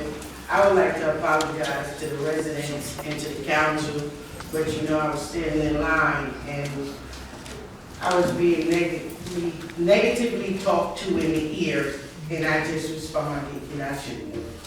You know, but I'm for the budget. I'm for the budget because the budget is sustainable for now. But I also do know, I saw something in the budget. The man, what's that, the attorney for the city, his name is Lawrence Picard. He get paid almost $129,000, you know, a year. So my thing is with this, is that you have all these lawsuits against the attorney, against the city, but Lawrence Picard is an ordinance attorney. He's a bum. So we done lost about 3 or 4 cases already, totaling over 6 figures. Andre Wallace, then you got the man Horgan that's supposed to get the lights. They all gonna get their money. Andre's almost at $250,000. The taxpayer's that's gonna hit the taxpayer. That's not gonna hit Richie because he don't own nothing. I want to understand, how do you get the garbage man that runs the police department by the name of Joseph Spezio? How you get him out of here? How you get Lawrence Picari out of here? All these people that has been brought in here is tearing down the city. All these multi-million-dollar lawsuits, when are they leaving? I want the council to get them out of here. The other one, Jamie Pessin, he brought mental health here. That's a great thing for Mount Vernon. But the first person that should be in the seat as a client is Richard Thomas. Because I don't understand him. I really, really don't. I want this council to just do what they have to do. Y'all gotta go to court, y'all gotta do whatever. Listen, all these people that he brought in here, they have to go. They are gonna ruin the city, and all the lawsuits is gonna fall on the taxpayers, us. The taxes is going up, whether this budget is here or not. All the lawsuits, that's what's gonna make it go up. Have a good night. Thank you. I'm going to try to get this done. Is there anybody else that's here for the budget? The pattern is that we ask for 3 times. So I don't know. I don't mind people talking, but it seems like when I say the 3rd time, somebody pops up, and that's okay. So is there anybody else that's for the budget? Is there anybody else that wants to speak for or against the budget, ladies and gentlemen? This is our hearing, and we joke, but we take it, this is very serious. We want to hear from the community. Mr. Clark is coming. Mr. Clark? Yes, sir. Yes, sir.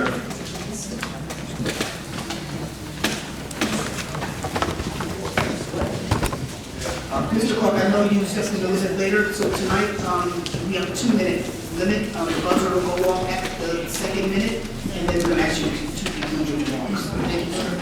My name is Glenn Clark. I live at 1 King Street Plaza.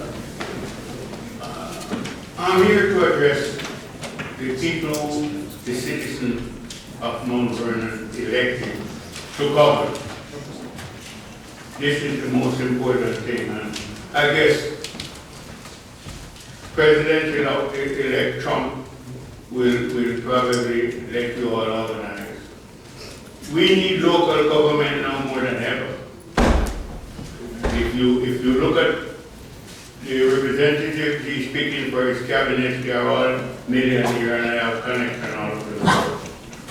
So the few dollars that we have, we need to prioritize it the best way we can. And the fighting and the personality and the political ambitions, it needs to stop. We don't have that time and we don't have the cash. I just did the training with the police department as a citizen advisor. And this is my 3rd time. And I do these things because I want to see what each government in charge, what they do, and as a lay person, I like to get the facts from the head of the departments. I went on the drive with the cops around the city. I see the condition of the roads, I see everything.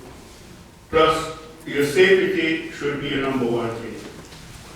And you should prioritize for this budget and do what is necessary for the quality of life of the citizen of Mount Vernon. Those vehicles that the cops are driving, they are in terrible condition. They'll get hurt. The equipment that they are using is inferior equipment. So, working on the budget, everybody needs to look at what is the priority. And for the citizens of Mount Vernon, we elect you to govern, and please do that. Thank you. Thank you, Mr. Clark.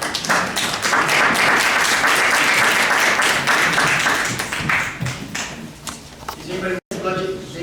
Anybody want to speak about anything about the budget at all? Okay, great. No, we don't take questions. We don't take questions. So we're going to entertain a motion to conclude the budget hearing for tonight. We have a motion from Roberta Puzo, a second from Councilman Wallace. We take a roll call.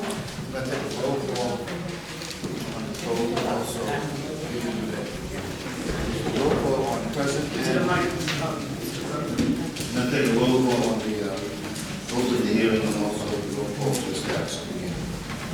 Councilwoman Abuso.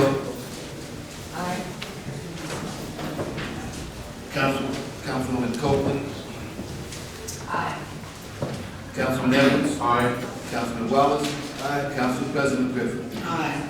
Thank you. So, ladies and gentlemen, I know you were here for the budget hearing. That concludes the budget hearing. At this point, we're going to go into our regular scheduled council meeting, where we have a list of people that called before the council that will speak on a topic that they speak on. At that time, they have 4 minutes. After that portion, we have response from the council. We take a break, and then we go into our legislative session. I would suspect that a lot of people are going to be leaving at this time. If you are going to be leaving at this time, we ask that you do that now, so that we can go on with the council meeting. We want to thank everybody for coming out. Stay tuned and look at the website on our final decision. God bless you. God bless Mount Vernon, and have a happy holiday.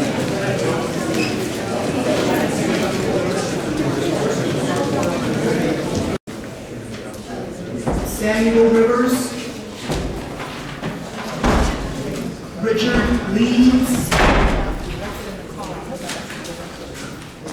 Edwin Dilly, Erwin Dilly,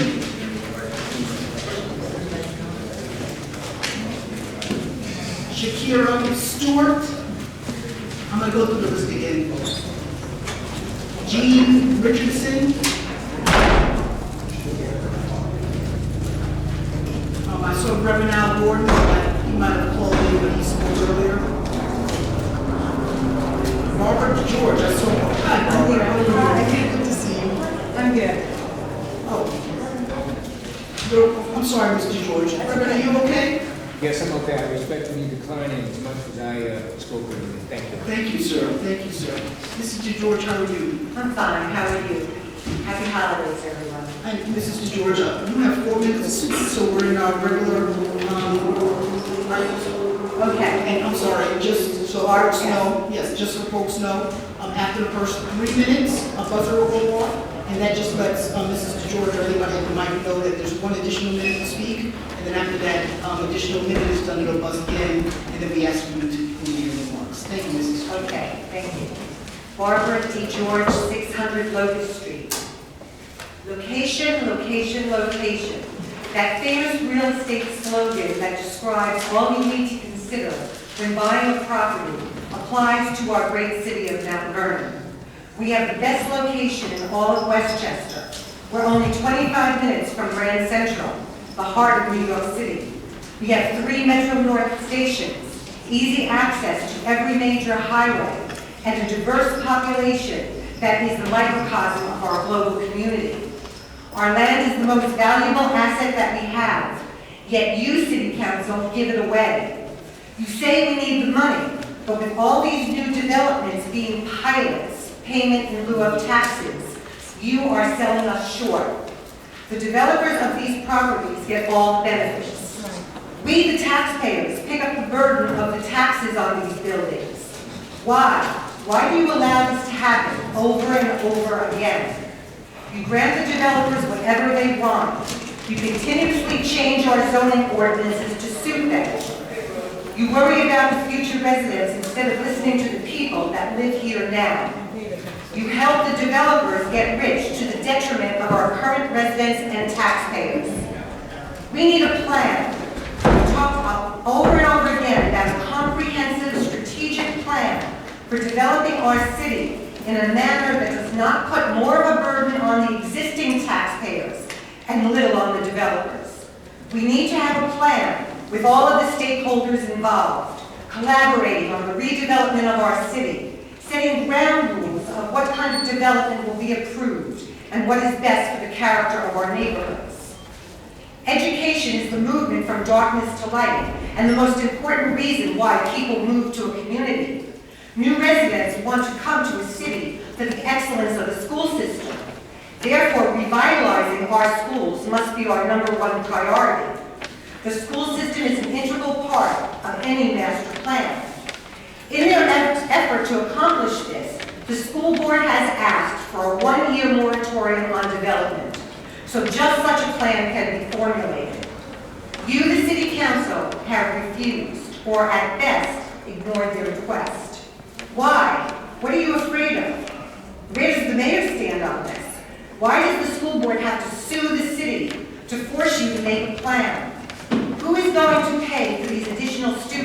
call this pilot development.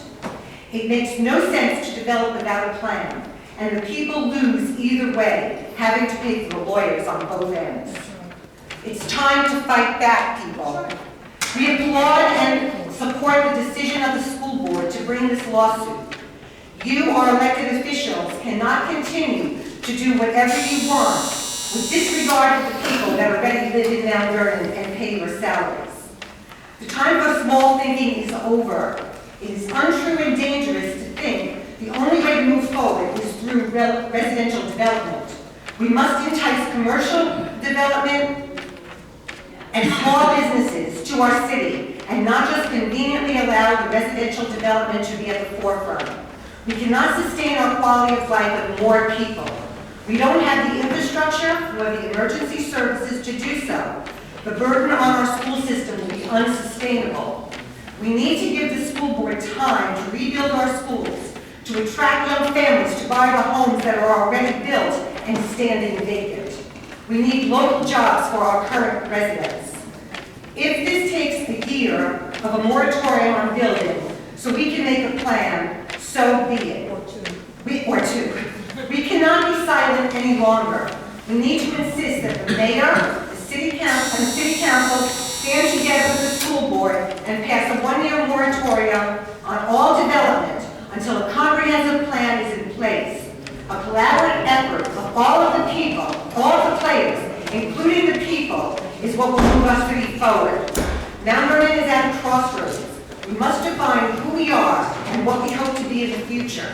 We need to spend our money to make our plan instead of wasting it on unnecessary lawsuits. Everyone should pay their fair share of taxes, including the developers. You, City Council, need to be responsible for your actions. We have the power of our vote, and we will use it. We would like to know tonight where each one of you stand on the moratorium.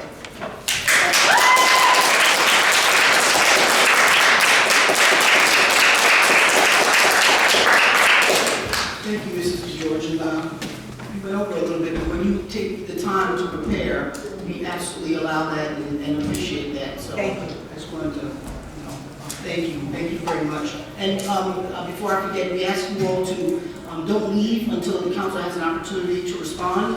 So after everybody gets to speak, the council goes around once it's a round table and responds. So I would like to respond to you a little bit. So I do ask that you stick around. Glenn Harris, did you want to speak again, sir? Or are you? Yes. Oh, we know you. We know you want to come on. Come on, we should pray. Glenn Harris, 629 South 6th Avenue, Mount Vernon.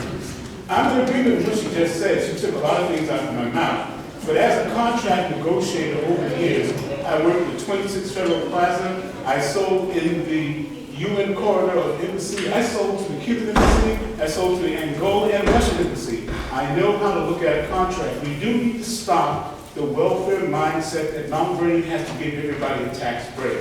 The corporations that are on Sanford Boulevard alone, if you look at the end-year report, they are billion-dollar corporations. Why do they have to be on the welfare dole? We have to stop this mindset. We are a beautiful property. We have, if you ran out of Mount Vernon, you could run it everywhere in the United States. We have so much entry and exit here. We have egress to everything. We cannot allow anybody to cripple the taxpayers to pick up the burden for corporations.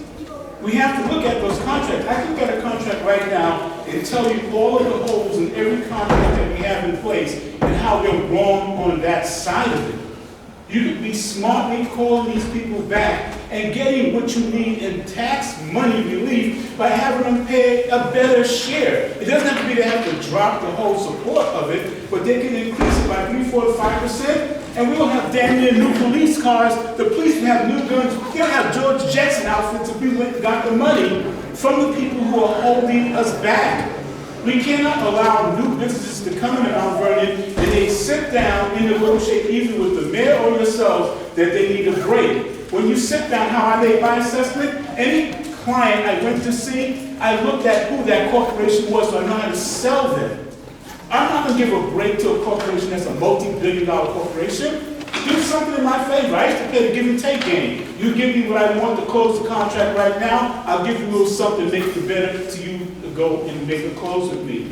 We have to now look at the fact that with Memorial Field sitting there ugly as ever, that could have been fixed if we went to the business to say, guys, guess what, help us with Memorial Field, we'll put a plaque up on your name as a sponsor.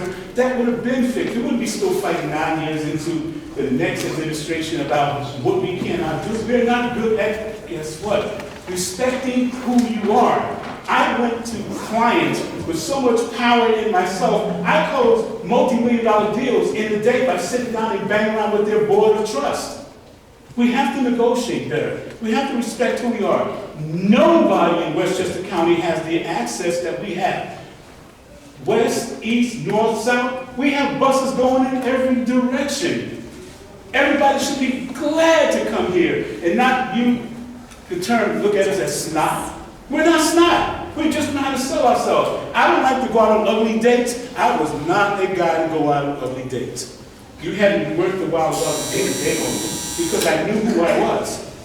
It didn't mean I didn't put the woman down or anything. I just had a better experience about myself. And guess what? People kept going on dates with me. That's the woman I'm married to for 35 years.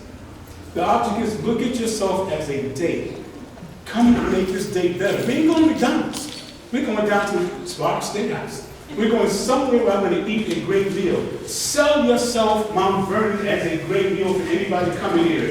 It's a shame to go into Target and all these places, and they don't even keep Mount Vernon people employed. They rotate them every 3, 4, 6 months. They're gone. They don't even keep their promises to us to employ Mount Vernon people on a steady employment budget. That means every time they hire somebody, they should get a call. Why did you fire David? What was the reason for it? Oh, you replaced him with a guy who lives in New Jersey? What the hell does that have to do with Mount Vernon? Once he pays all his fees to go from New York into New Jersey, he's not going to make Mount Vernon and buy a meal here. Think about the whole effect of dropping a stone in the water. If we sell ourselves and market ourselves correctly, we would not have a budget problem. You would not have angry homeowners to choke every 5 minutes. We'll be supportive of all of what you do, but we carry the burden of picking up corporations. That is a sin against yourselves. Start negotiating better. If you need a little help, give me a call. And I'll tell you the biggest problem is starting a contract. If you don't tell the people coming to you, make me an offer. Thank you. Thank you. In the interest of time, I won't reiterate what some of the people before me said, but I agree and prepared to address that on the issue of getting revenue streams, recurring revenue streams in the city, so we don't have to pay the burdens of the taxes on the homeowners or what has been happening.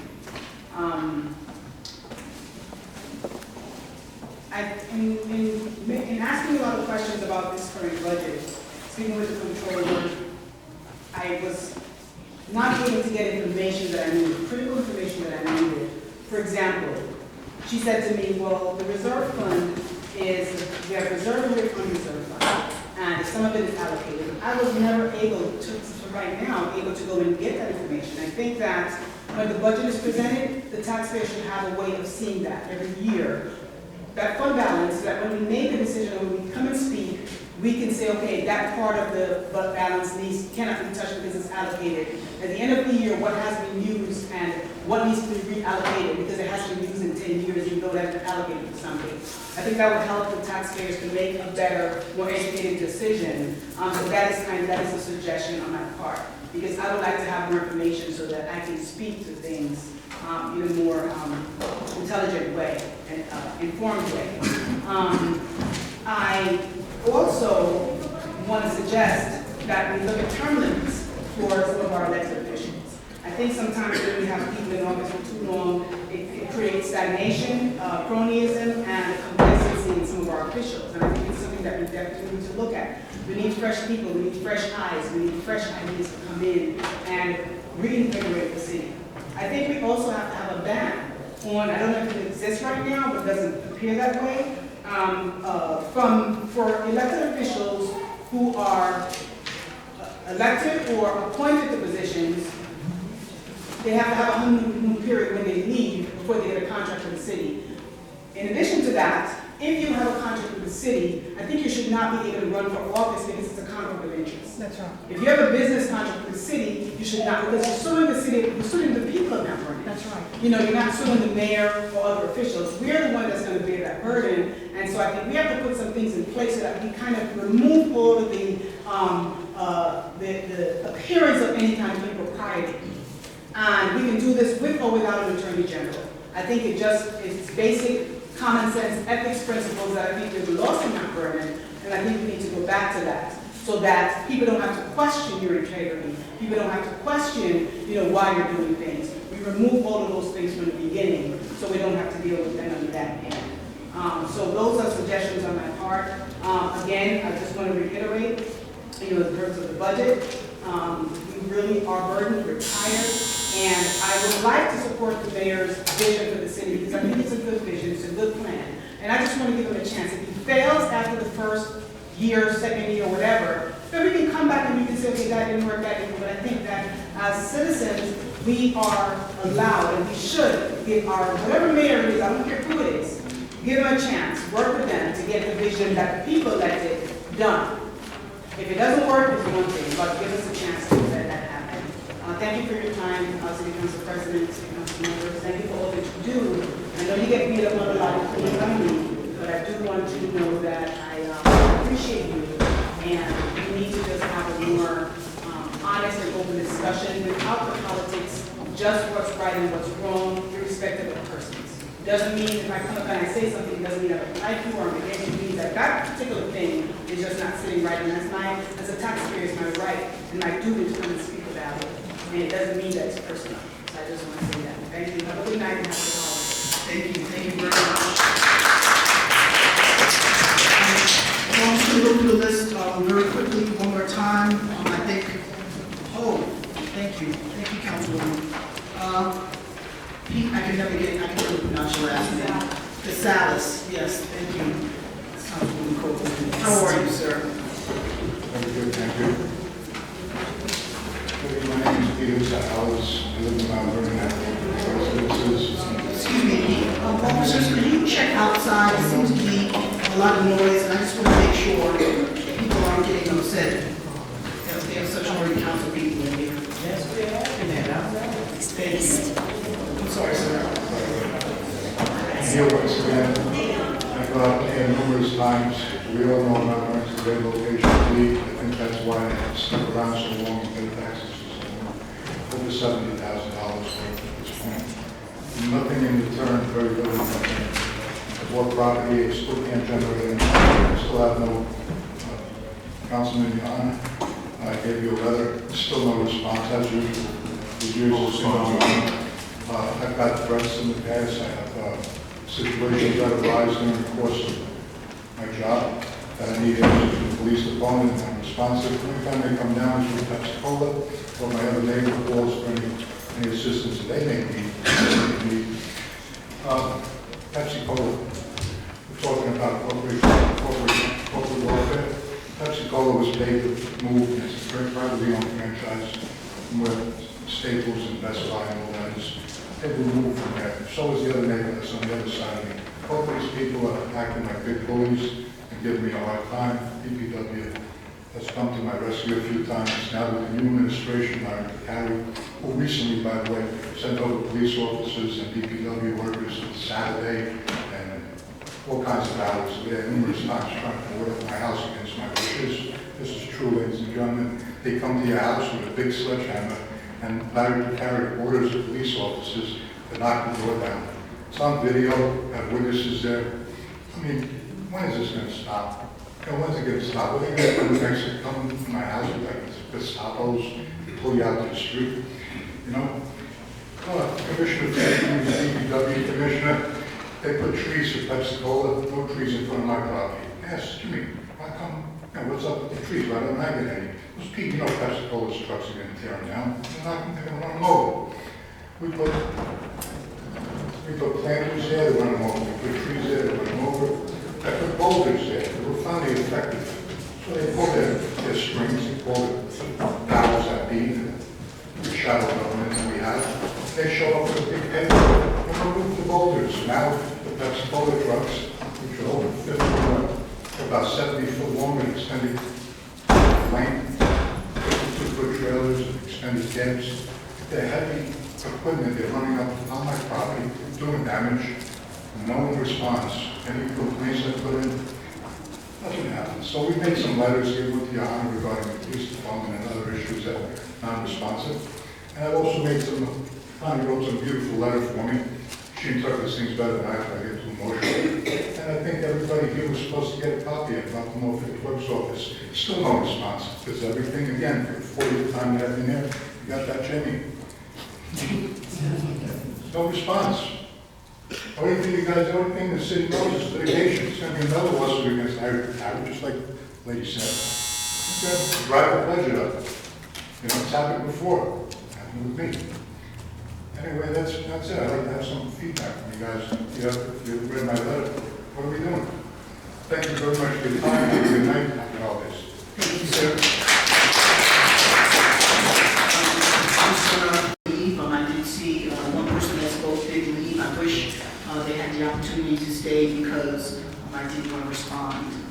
Sometimes things are said at one point, and things are said, and things are said, and the council likes the opportunity to respond to people appropriately. So, Pete, I'd like you to stick around if you don't mind, sir. Thomas Keller. Mr. Keller here? Yes. Tonight? He's usually at annual show for the budget. I'm surprised. Brenda Crump. I can't see her. Dorothy Urell, how are you, ma'am? Yes. I don't know if you spoke already and if you needed to speak again. I don't have to give my name again, do I? You do, ma'am. We know who you are anyway. Your name and address, ma'am. Fiola Elwood Avenue. Thank you. Good evening again. Good evening.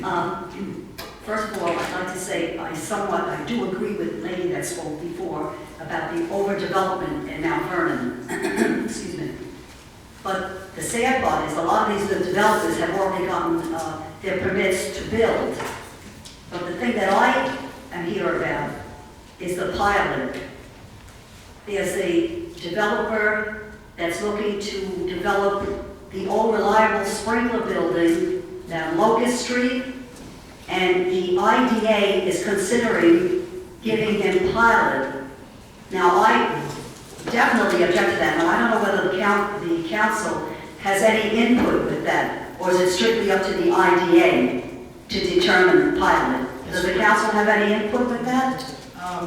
We're not going to answer at this time. Let me give you my concerns, because they really matter. The thing is, it was stated that there are 5 buildings, and 100 units are going to be taxed at $900 each. So you figure that's about almost $90,000. That's the taxes. Then there's, that's the 1-bedroom units. Then there are 2-bedroom units that are going to be taxed at $1,100, and that's going to be 79 units for the 2-bedroom. And that figure is about almost $80,000 when you figure it for the units. So that comes to maybe $170,000, $175,000 that they will pay in taxes. That's, you know what pilot is. In lieu of taxes, that's what they're going to pay. Now the thing is, it may seem like a lot of money for the first year, but if you start to look and see, this is an agreement for 20 years. Now, how can they, in all honesty, do this for 20 years? Everything goes up. Sure, $200,000 may seem a lot this year, maybe next year, but for 20 years, I would like to get an agreement like that. My taxes go up every year, and that's why this cannot go through. Now, if you look at the way their income will be, you figure a 1-bedroom will go for about $1,200, and that's a conservative figure, but they're going at market rate, okay? So you figure adding that in, that comes to about $14,000 a year per unit, So you times that, that's the 1-bedroom, you times that by 100 units, and you figure that out. You do the math on that. Then, the 2-bedrooms are being taxed at, I think it's, well, you figure a conservative figure, for a two-bedroom is $1,800, that's conservative, because two bedrooms you normally go for more. You count that in, and that comes to about $21,000 for one unit per year. So you do the math on that, they're making a lot of money because it's market rate. It's not low income. Then they say they're trying to attract, which they probably will, because it's near the railroad, and that's what everyone wants. They want the millennials, and they have specified these will be childless apartments. So how can you state childless apartments? If someone goes in and has a child, are they going to say, no, we can't take you? That's discrimination. What I'm trying to bring out is they're going to get all this money. Why should they get the privilege of 20 years with the same taxes from the first year to 20 years? That should not be. So what this lady said, that it's also overbuilding. The point is, a lot of developers, in fact, I got in the mail today, you know when they send out, when someone's looking to build, and they send a notice to the surrounding property to see if they have any objections. And this is about a 30-unit building on North High Street. That's another building. I'd like to know where all these people are coming from to rent these apartments. But I'm concerned about the money, the pilot, because the point is, who is going to pick up for the firemen, police? Definitely with 5 buildings, 179 units. You're going to have a lot of, there have to be more cops, Thank you, Mrs. more firemen, more teachers, maybe they want to build more schools. We come on what? And that is going to go to the taxpayer. Whatever that is, it's the taxpayer. And please, if there's anything that this council can do, you must deny it. Let them pay their fair share. They're making a lot of money. They will be making a lot of money. Let them pay their fair share of taxes. I have a small building. I hate to tell you what I pay my taxes. Would someone give me an opportunity for 20 years? I pay the taxes for 20 years, the same taxes. So please, if this council has not got to do it, please do it. Thank you so much. Thank you.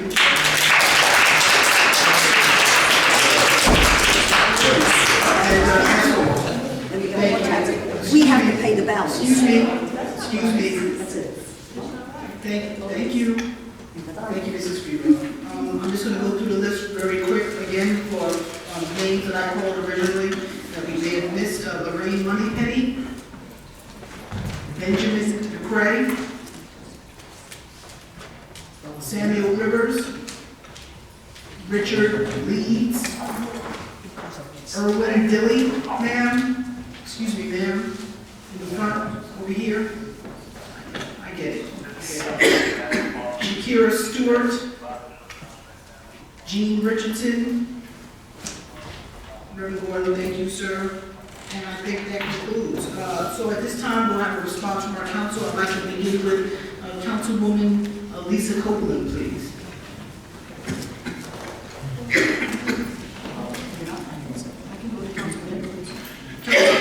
Councilman Edwards, would you mind? Thank you. Thank you all for coming out, both for the public hearing on the budget and tonight. First thing that comes to mind is they want term limits. That's the first thing that comes to mind now. I've completed, this is my 2 terms. I was on the council and I completed other people's terms that rotated out. I wish we didn't have term limits because just the way I feel, that President Obama would be going for another 4 years. Because I just don't like going backwards, because I think continuity of government is very, very important. Because if you have continuity of government, you kind of know who's been in place, okay, and you know where you're going. But then you have to go back and you got to contemplate on what's going to be happening for another 4 years. So term limits are in the hands of the people. Term limits comes up this time. Next year, you're going to have new people or the same people. Okay, those are the term limits. Because once you put term limits in place, then you have no control of these people. All right, the term limits are in your hands. The term limits are a vote.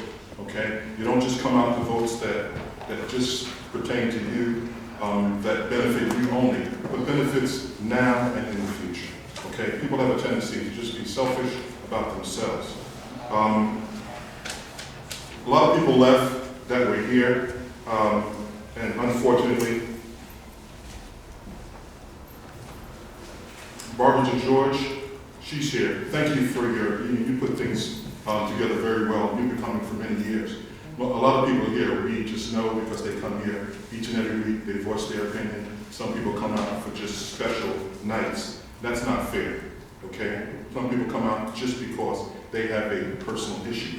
I've always said, because I've been in the community for about 38 years myself, okay? And gave many years before I became a part of the administration, okay? And I started out as your second deputy controller, okay, back in '86. So I've been around a long time, and I'm not going to go through my resume. But I say that to say, I understand your sentiments.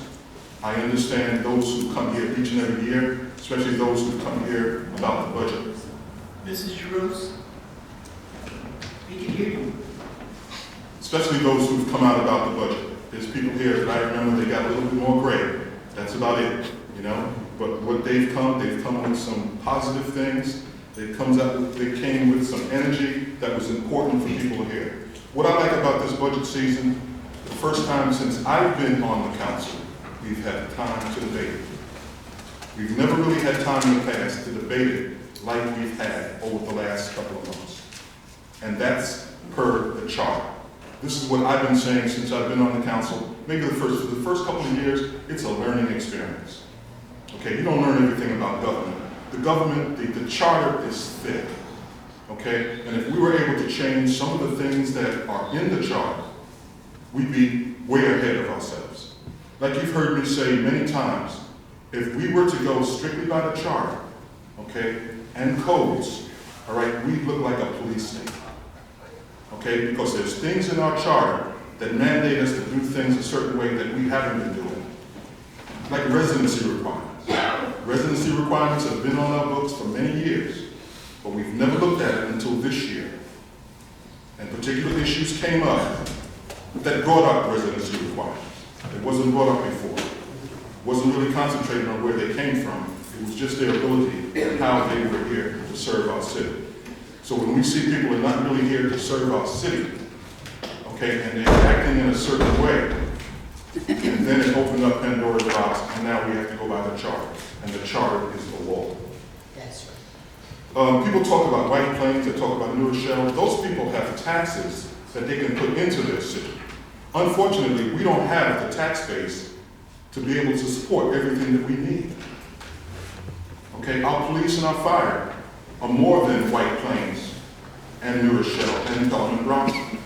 Our police are more than White Plains, New Rochelle and Bronxville. Why? Because we have certain issues in our town that they don't have. So we have to put more in our budget to pay for those things that we must take care of. The school system. The school system is 60% of your budget. They've had zero budgets over the last couple of years, yes, but they have a bigger budget. They can go to reserve. Okay, and they've been able to do that and do that for you. We don't have the reserves that we need to sustain us over the years. That's why the council president and the controller, the council president is an accountant, the controller is a CPA. They looked at the budget and they analyzed it not just for this year, but for future years. That's what you have to do when you're running a business. You don't do it, you have to do it year by year, but you have to project. So I'm including a lot in what's been said, and from the budget hearing, and also what's being said tonight. Okay, lawsuits. Yes, that's the only way you can solve things sometimes. You have to go to the law, go to the higher authority, and ask them to help us out. They came to us and told us on one occasion, I'm not going to be specific, but you handle it because you know what your code is talking about. You understand. Look at your code book, look at your bylaws, and you solve it. I'm not going to solve it. Okay? And that's a good thing, because it threw it back on us. It takes approximately 5 years for a developer to come in, and the first person the developer speaks to in our town is our chief executive officer. Chief executive officer is the mayor. They come and bring the plan to the mayor. Then the mayor says, okay, now you have to go to the planning, you have to go to zoning, and you have to go to these departments so they can hash it out to see where you are. It doesn't come to the council. As our council president says each and every week almost, all right, we're part-time. We come in on a part-time basis, okay, and we try to analyze what the chief executive officer threw at us that particular day or that particular week. Every 2 weeks, we get a pile of questions asking of us to solve, basically, and move it ahead. Okay, so we have to depend, me being here as long as I've been the longest on this council.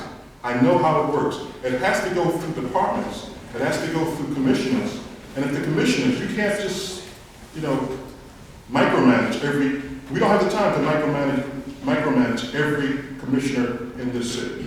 We have to ask the mayor to look at his people and make sure his people is bringing the right legislation to us to consider.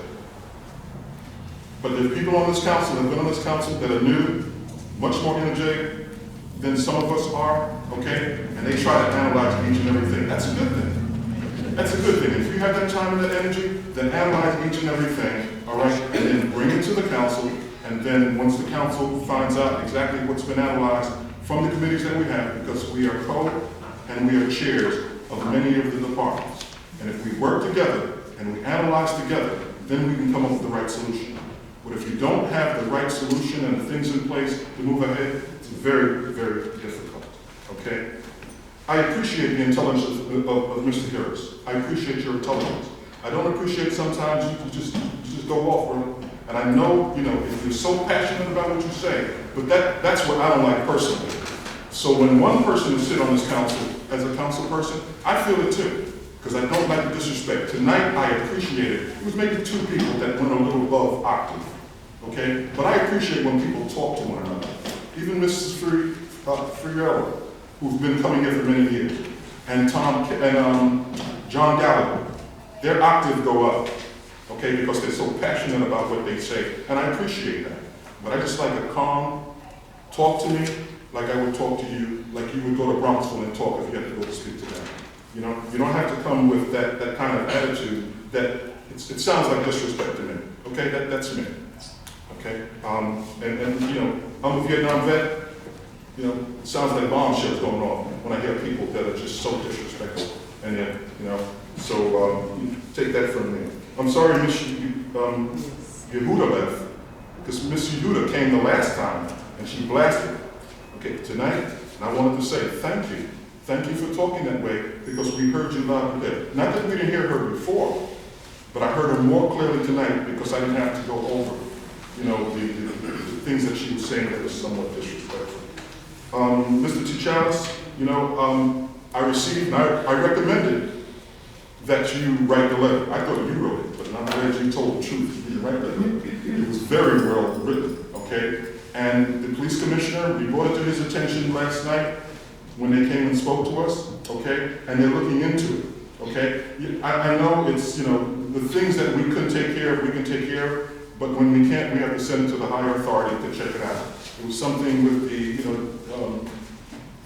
the tow truck, and you brought something new about where you have property with Pepsi Cola. I didn't know you had property over there too, and that's off of, I believe, off of Fulton Avenue, the one you're talking about. But remember, where Pepsi Cola was taken from, because of that, we're getting more taxes. People don't want anything new coming in. Unfortunately, we don't have the footprint as other communities have to be able to put things of substance that you would like. All right. So we have to go around the zones that people will come into for the future. That's young people coming into the future. I hope to see some of these buildings that are built that are on the drawing board now. Okay. I hope everybody's ready, because I may not be here.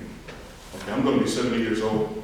I hope for the younger people, I hope they'll be ready for it, because they are ready to do it differently than we are when we bought our homes here. Okay, so we're preparing for the future. There's a lot more that I could say. To be pilots.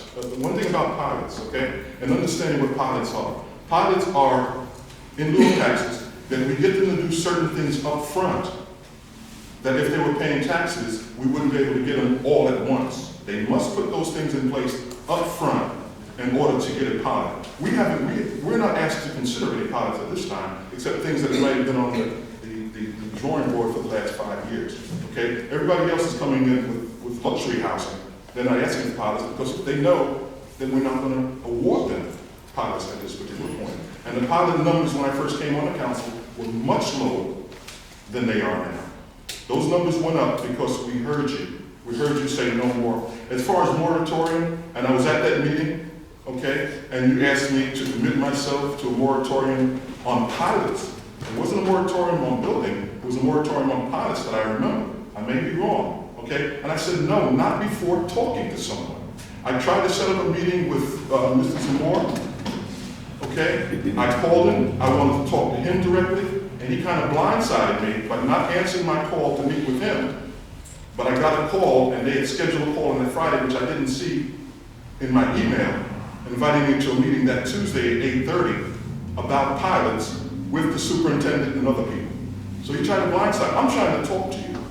Nothing happens overnight, because he said that no one called him back. No one called the superintendent, called him back about talking about the pilots. So I was there for the first time and heard what was said. And I said, let me just talk to this gentleman. And I'm going to stop there, because other people will probably pick up where I'm coming from. All right, but again, I appreciate you coming out and saying and doing what you say. I just say, do it in a respectful way so we can listen and we can talk. And we don't have to just talk. I called Peter's house. We talked on the phone. Okay, that's how I found out some of the concerns, because he'd meet me, he'd see me in the parking lot and talk, and I said, Pete, put it in writing, and then we can follow it up, and he did. Other people here, I'm sure I've talked to and said, I've talked to Mr. Harris, okay, I've talked to Ms. Gilmore, okay, but let's talk one-on-one before you come and blast publicly. Let's try to get on the same page, and then if I don't answer you or do the right thing, and then come and blast me. But most of the time, I will follow up exactly what you've asked for. But when you come with that negative attitude, that's what shows up. The cameras are here, okay? That's what the cameras do. The camera projects the worst of us, okay? And that's what I don't want. I don't want us to be on channel 20 or the other channels that are around there or the fake news that's out there, okay? That's why you'll see me come to something like that, because I don't want to hear a soundbite. I want to hear exactly where it came from. And if I wasn't at that meeting up in Fleetwood last week, I would have heard the sound bites, and I wouldn't have got the exact. Now I know exactly, but believe me, I'm one person on this council. I'll talk to myself, you can talk to me, and I will try to solve it along with my colleagues. I'm sorry to be long-winded, but we should get 5 minutes and they should get 4. Okay. Thank you. Thank you. I just want to recognize our Fire Commissioner Teddy Beal. Thank you for coming tonight, sir. And Deputy Commissioner Deborah Norman. I didn't see you there. Commissioners, thank you for coming tonight. We appreciate you being here. I also want to thank the 3 officers that are here. Thank you very much, ladies and gentlemen. We so appreciate your officers. We have a lot of conditions in this city, and we rarely hear about any instances where our police officers mistreated our citizens, young or old. So again, we celebrate you guys. Thank you very much. I see School Board Trustee Rosemary Giles in the audience. Thank you for coming out tonight. We always appreciate seeing you, ma'am. I see Tashina, School Board Trustee. I see Tashina Johnson back there slipping into the room. One of our former legal assistants here. She did great work for us. Good to see you, ma'am. She moved on up to the county. That's enough of that. Thank you. Good to see you. We have our planning board member, William Holmes, back there. Mr. Holmes, how are you, sir? Thank you very much. Excellent work. We served on the planning board together along with Roberta Puzo as well. And I want to introduce to you Sandra McClellan-Smith, who is our fourth Corporation Council Assistant, who is working with us now. I believe she's going to take over the council session next year. Brian Johnson will be doing all the great things that he's doing, but so it's good. Thank you very much. I just want to introduce some folks here. I also want to thank Jamie Pessin for filming us. Councilman Edwards is correct. The news got their sound bite and they jetted. But Jamie is here every time filming us, and when I get old, I'll be able to ask you for the video so I can laugh at myself and criticize all the things that I said for him. So thank you. At this time, I'm going to ask for Councilwoman Roberta Puzo to give her comments. Thank you, Mr. President. This has been a very long, exciting evening. As usually, budget hearings do go over the years, and I've been coming to them way before I was on the council. I want to thank everyone for coming and those of you that have stayed, because I think that it's important that you bring to us and believe that that we're listening to what you're saying, and we're bringing back to our meetings the concerns that you have. The pilots. Right now I have Nkechi Wachuko, our legislative assistant, because we are hearing what you were saying, and this is the first time in years that it has been brought to the forefront so tremendously, and people are being very concerned about it. So Nkechi is, at this time, looking at how many pilots are being asked, how many pilots have been given over the past couple of years. Mrs.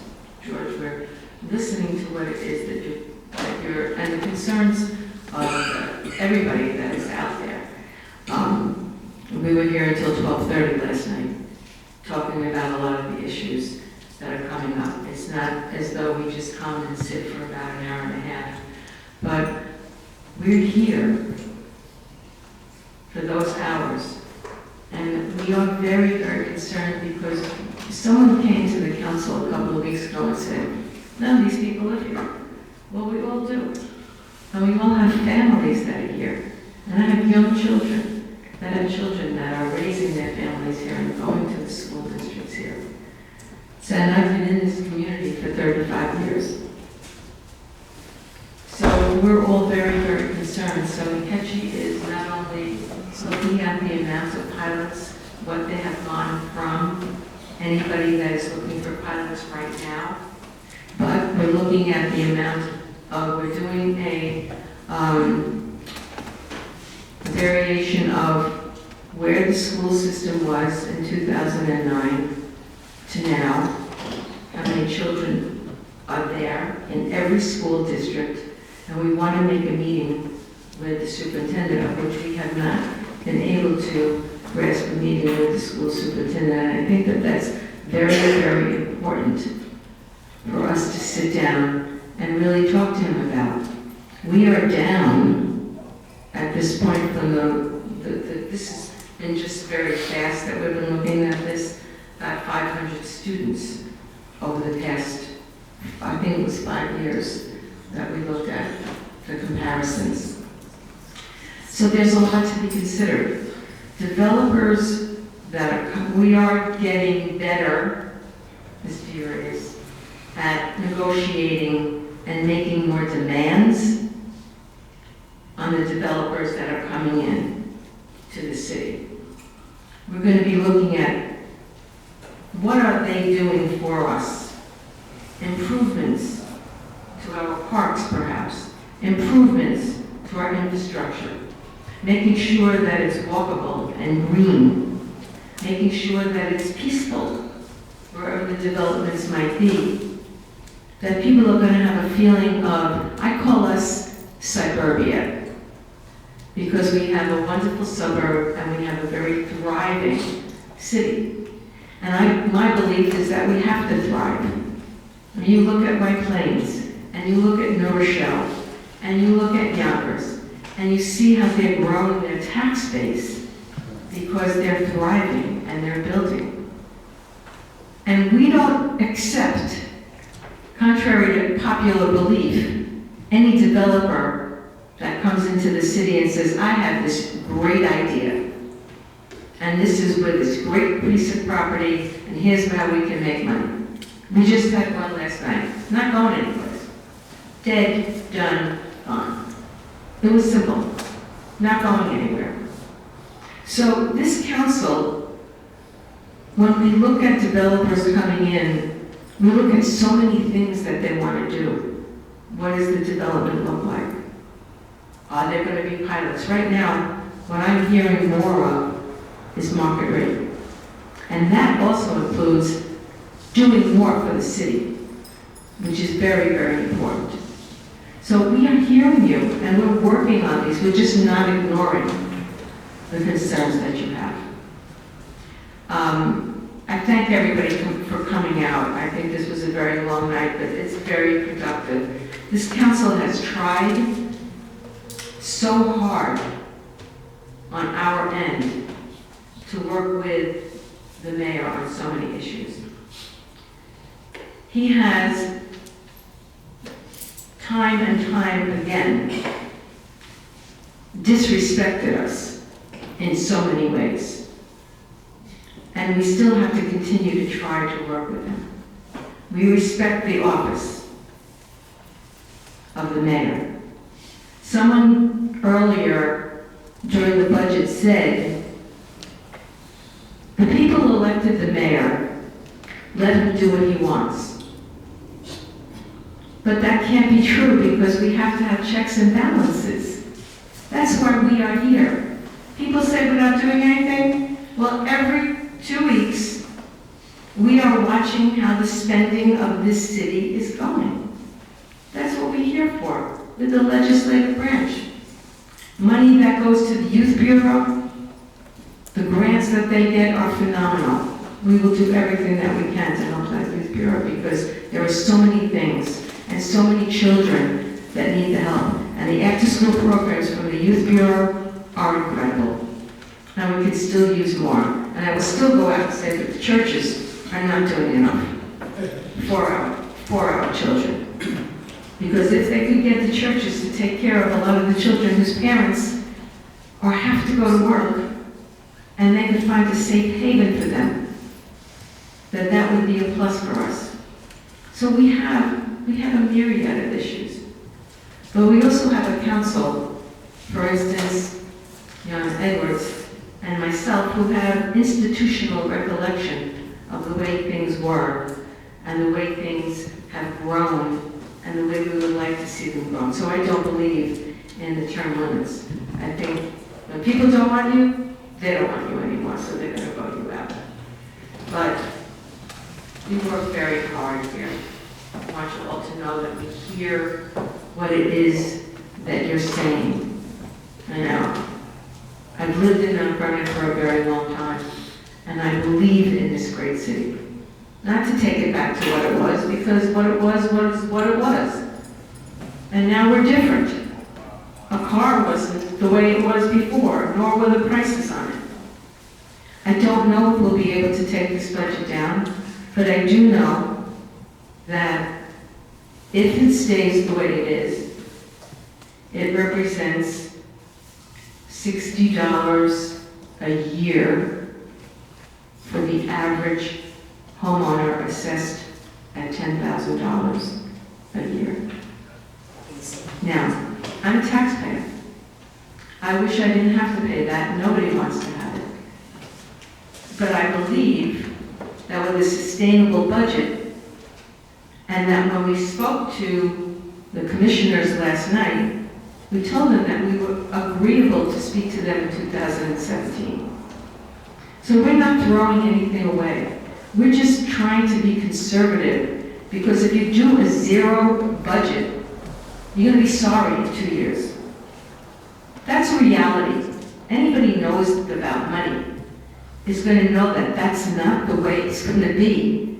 And then everybody will be coming out and say, oh, look what you did. You voted for 0%. Now we have to pay 13% increase. No, that's not going to happen. That's not the way the president of the council and the controller and the input that I have had speaking with them for the past 3 months. Now the commissioners that came here tonight, let me just say, we asked every commissioner historically to come in August to speak to us. The mayor would not allow them to come. Every commissioner. All of a sudden, in one night, 4 commissioners came to want to speak to us. The other point I will make is the day that we were having the public hearing for the Board of Estimate and Contract, we met in the mayor's office. He said he was going to protest the Board of Estimate and Contract hearing and wasn't going to come. But he did come. He never did say that he objected to that budget. He had an opportunity to object at the Board of Estimate and Contract negotiations the day that the Board of Estimate and Contract met, but he didn't do it. So just let me clarify some of the things that we have said. I wish everybody a peaceful and blessings in this new year. And hopefully, perhaps we can look forward to 2017 working together in a more beneficial way. God bless you all and have a great holiday. Councilman Wallace?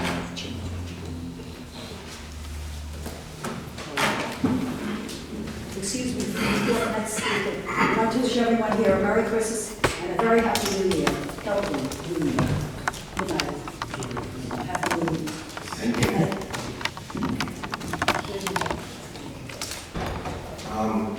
Thank everybody for coming out tonight. I don't have a lot to say because it's all been said. So basically, I'm going to keep it very short. And I'm only going to address, because the others have left, I'm only going to address the pilot situation and moratorium, which basically, in that situation, I think what needs to happen is the school board, the council, the mayor's office, and everybody needs to sit down in one room and work it out. Amen. So this way we all know what's happening, we all know what we can do, what we can't do, and we need to structure something that works for everybody. It is not hard. See, what I usually say is this saying: do the people of Mount Vernon have a problem, or is the problem the people? It is a question that we need to think about, because why can't we get it right on many things? Even this budget, how do you vote for a budget and then say I'm not for the budget? Then why did you vote for it? And then put out a robocall and tell everybody to come here to be against the budget that you voted for. What are we thinking these days? We're not making sense. I'm just saying we all need to sit down, figure it out, and let's move forward together as one. So this way, nobody has a problem. And if we do, we can all address it in a room together. Some of us say there is no room in the schools. Some are saying there's a lot of room in the schools. Only way we're going to find out is if we all sit down at the table with the true numbers and put them on the table and look at them together. And after we do that, we'll have an understanding of what we can do and what we can't do. And then the council, the mayor, and everybody else can look at how they can craft whatever it is for new developers coming in here. New Rochelle has a certain fixed pilot. You come in and this is what it is. That's all you get, that's it. It's set. They have certain conditions and that's it. Maybe we need to look at those things and a whole lot of things, but all do it together and figure out, because there are going to be pilots in certain instances. It's where do they go and who gets them. So those are a lot of major things that we have to sit down and figure out. But we're never going to figure it out with everybody on different sides saying different things.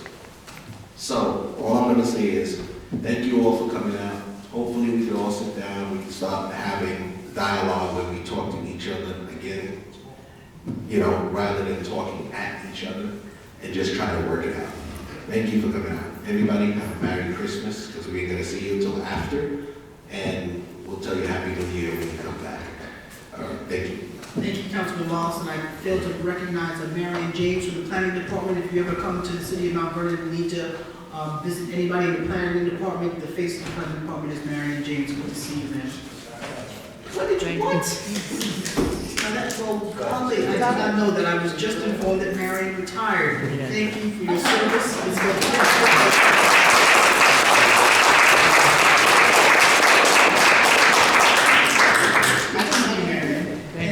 Also in the room is A.J. Woodson. A couple of council sessions ago, we honored A.J. for his service. He's a journalist. He writes the Black Westchester publication, which is getting a lot of respect from around the county. Thank you. Councilwoman Copeland? Well, certainly thank you all for coming and staying. Since my colleagues have covered this all, I want to certainly wish you a Merry Christmas. I believe it's still the IDA that grants the pilots. Yes, ma'am. But at any rate, Certainly, we've been taking notes, and we've been on top of this pilot thing for forever. And if you knew the meetings that we had with developers, sometimes you wouldn't even believe it. Some of the things that are said, are you really coming to Mount Vernon with this? And we don't publicize it, we just do it behind the scenes, and a lot goes into that. But as Councilwoman Apuzzo said, we have our legislative aide pulling the numbers so you can get a look at it. We hear all your comments, and thank you. I wouldn't support a moratorium blanket, so that was the question you asked. So there are different situations for everything, so it's difficult to say a one-year moratorium, so I wouldn't support it. But as Councilman Wallace has said, we do need to sit down with all the parties involved and work it out. It's not going to happen with the school board president standing up, and I saw a press release. I don't ever recall a request, an official request to the council about moratorium. I saw a press release. I saw an article in the newspaper, but I don't recall anything official. I'm sure the trustee will carry back what I said. So have a good evening, everyone, and thank you so much for coming tonight. Thank you, Councilman Wade. Mrs. DeGeorge, thank you for coming out. A couple of things that you brought to my attention is that when we originally did the comprehensive plan, it was when Mayor Clinton Young was in office, and I've realized now that folks have forgotten all of the work that was done to bring that plan into place. A lot of the things that we're working on now, that is in the council's mindset, it's in the planning board's mindset, was done years ago. Back then in 2008, 9, I think it was, we involved the entire community. We had sessions at the schools, we invited people to come out, and we had a lot of participation. And I'm realizing now, because of your remarks, is that people have totally forgotten what conclusions we came up with. So we are like this close to completing the comprehensive plan, but in a way, we kind of have to go through that whole process again to get people understanding how we got to the point that we are now. The development that we're looking to doing is not different than that mindset. Everybody knows that the assets that we have in the city, we know that the train stations are our biggest asset, and we know that New York City is our asset. We know that manufacturing is not coming back the way we would like it to. That's just the reality. When you think about a reliable sprinkler system, the reality again is that that building has been vacant for years. And different than your homes and your apartment buildings, these empty buildings, if they have no tax revenue, the owners file a certiorari, and at the Board of Estimate, we have to vote by mandate from the county to refund them tax dollars. So places like Reliable Sprinkler that is empty, they're paying almost nothing in taxes, and it's been like that for years. So these are the discussions that we had when we developed that comprehensive plan, and we need to engage the community again so that the community is brought up to speed on what the reality is of these properties that are doing nothing for our tax dollars. And I'm afraid that people in the school board weren't a part of what happened years ago. We did involve the school district. The school district did submit numbers. If you look at that comprehensive plan that's still in draft form, we had people from the school district there. I remember going to extensive meetings with them about the reality of what's going on in the city. We just haven't finished it. And Mrs. George, I'm saying again, your comments made me think about, well, why don't people know this? Because I'm so deeply involved in the planning and the development of what's going on and what we need to do to improve our city. So when we talk about the place down on Question Parkway that's 5 levels that Mrs. Fiorella spoke about, it's very interesting. We were actually impressed with that developer because we expected the developer down in McQuestion to want to build very tall, which we knew was going to have a negative impact on the people that live on Terrace and et cetera, et cetera. So we were kind of happy that they only did 5 levels. Good. We're not involved from the council perspective in the pilots for that, but that's a very low cost build. That's a frame build. So the question is, why would they need a substantial pilot? Because it doesn't cost very much to build that. So we have to really look at the numbers. But I try to educate people on things that we get deep insight in, but the community doesn't have the opportunity to meet as much as we do. The reality is that pilots aren't always a bad thing. For example, example, if that developer wanted to build really tall, we could entice that developer to build lower with a pilot, because that's not what we want. We look at the Atlantic project here on Gramerton Avenue, and we made sure that that developer built an A-quality retail space so that we could really attract a top-notch retailer. And then he came back with Dollar Tree. Everyone on the council was furious. How could we build a quality building in a very dense area, and the only people that want to come back to you and you accept it is Dollar Tree? If we had known that, maybe we would have enticed them with a pilot to entice somebody to come so that we have a quality merchant coming in. We have to find a better way. So don't always think that the council, and we're getting a lot of flack in Fleetwood, I got a lot of flack. I got attacked at that meeting. That's fine. That's fine. That just told me that I need to explain better. I need to communicate better. I can't communicate in a room full of 100 or 200 people, especially when there's people that are fixed on the idea that I'm wrong. I need to begin to let people understand how we get to this point. There's no way that anybody up here, who are all property owners, want to raise the taxes and let it be a detriment to the city of Mount Vernon. There's actually no benefit in us doing that. So I will continue to speak about my experience in planning, my experience in finances, my work with the developers, making sure that they must do what's right for this community. And Councilwoman Copeland is absolutely right. We've had people come into this city and totally insult you as taxpayers and homeowners. And we look around and we're like, you have got to be kidding me. And we kicked them out of here, and you never hear about it, and we don't even want to think about it. But when we get attacked, when we entertain developers that believe in us and want to build, it's offensive that we're trying really hard to do what's right. And then people still seem to think that we're some evil people trying to hurt our neighbors. It just doesn't make sense. So, Mr. George, your point, we don't take questions, man. I'm not asking a question. I'm We going to don't say take that I think statements. that we believe that. So, ma'am, you're not hearing me. We don't take statements right now. That's what I'm saying. We're not taking statements from anybody. So I want to thank you, Mrs. DeGeorge, for again professionally bringing points to us. I want to continue to engage and talk about how we get to these points. We want to bring you up to where we are in mindset so that we can really talk and not hit at each other. We want to really discuss. Isn't that the goal? I think so. I just want to talk quickly about the difference between a capital project budget and an appropriated budget for a year. A lot of people come in and talk about buying expensive things that last over 1 year. And if we're doing anything, any capital improvement that will stay in the city for more than 1 year, we should think about bonding for it and spreading that cost over a number of years. So people get tripped up in, oh, we need to build this, we need to put that into the annual budget. That's not the way to do it. The school district bonded for $100 million, and they're doing improvements that are going to last 20 years, hopefully longer. And we think that's the right thing to do because the schools look good. And that's the enticement. When you go into those neighborhoods where those schools have been transformed, they're very attractive. And if I lived in those neighborhoods, I would look at my house and say, I gotta up my game. That's good. We like that. So we're willing to discuss things in the school board, and this is to George again. We've lost all the school board members that were there when we discussed this years ago. We need to re-engage again. And we need to do that with a comprehensive plan, so it's a discussion. So yeah, we're working. Another point is that this is not a rush job at all.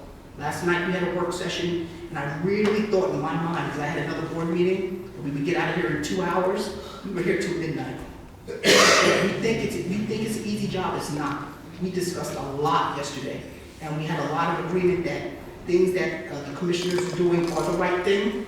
We're just not going to pre-fund you $8 million to do it. It's just not the right way. We're going to give it to you when we believe in it and we think it's going to happen. We don't believe in a budget that the revenues that are there are correct. We think the revenues are way overstated. And if we miss that mark, then we're going to have to pay that next year. We've said from day one, the budget that the mayor proposed is not a sustainable budget. It's just not the right way to go. We want to make sure that the budget that we propose this year is in tune with the budget next year. And I'm certain that if we allow the mayor to have his budget this year, everybody will be happy. But when we don't make those revenue mark, and then there's nothing else in that savings account, we would have to pay it next year, and people would be shocked. New Rochelle, this year, has a 6% budget increase. They have a lot of buildings going up. 2 years ago, they had almost a 0% budget. It's a shock. They need to balance that out. New Rochelle has huge buildings coming forward. They had RXR do a master plan across the whole city. And you think that one 23-story building is the only one, you're wrong. They're building big, and they know that that money is gonna come back to them because they planned it out ahead of time. Good for them. Buildings like down in Western Parkway, the 5-story frame buildings that are being built, communities are doing that all over the county. I'm gonna say this. Today, the Reserve raised the interest rates. If we don't build our tax base when the interest rates are low, and Trump is coming in, and there's a lot of rich people that want that interest, they're not gonna look to invest in communities like ours. The reality is that years ago, White Plains built, New Rochelle built, Stanford built, Mount Vernon did not build. And we need to build our tax base. And I would be happy to discuss that with people by the numbers and by the years. A lot of these empty buildings are doing absolutely nothing for us. We're actually, our homeowners are paying their taxes for those empty buildings, and those need to be income-producing properties, one way or another. So we can talk about the numbers, we can think about it, we can bring in the schools. It's a calculation, it's a lot of work to get to that point. Once we get up to speed, then we can really talk. But we think that people in the community are missing the reality, and we want to be on the same plane. So I thank the school board. I think you saw tonight that the mayor and I had a conversation. I did that on purpose because I want people to know the mayor and I talk. The mayor and the council talks. He gives the appearance that we're always arguing. It's not true. The mayor calls me when I'm at work. When I see Richard Thomas on my phone, and you guys may call me, if Richard Thomas is on the phone, I'm answering. It could be anything for the people in and for the city of Mount Vernon. And he's learned to tell me when he's going out of town. Mr. Mayor, I'm not going to sneak in here and, Mr. Mayor, it's for the city of Mount Vernon.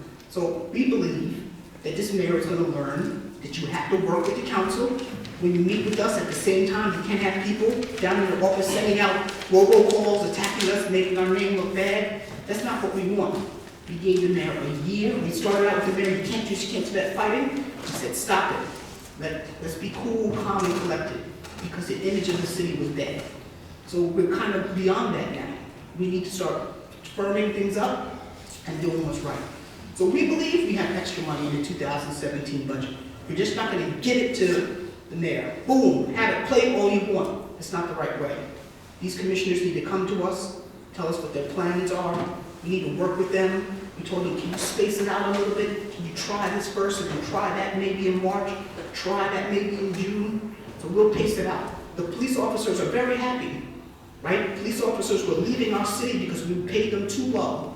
We said, you know what, officers, you've done us good. We're going to give you the salary increases that you guys deserve so that you don't learn from our community and then run. That's what we were having. We said to our police officers, we want you to stay. We need institutional police officers. We need institutional firefighters. We don't want to keep paying overtime. We want to do it right. And I think the police officers are very happy. They're actually going into 17 with their pay for 17. They had 3 years of no increases because they didn't know. We gave them all their increases back. It's the right thing to do for the men and women that serve us. We did the same thing for the fire department. So the mayor could send out robocalls and he could do great graphics. His graphics guy is great, very impressive. His content is horrible. So you guys have to look at the numbers and really focus on the numbers. Graphics, great. Robocalls, annoying. Lying to you, ladies and gentlemen. Don't let him do that. We don't do robocalls and waste your time and confuse you. We want to tell you the truth straight up. I'm very proud of this council. I'm proud to have served for 2 years, and I want to keep on engaging with you. I think that's it. We're going to go into our legislative session. We're going to take a 5-minute break. Council President. Yes, sir. Could we not have a 5-minute break and just go right into this? We can, sir. We're going to go right into our legislative session. Sorry. Councilman, we may need to discuss a few things, so I'm going to say 5 minutes. 5 minutes. 5 minutes.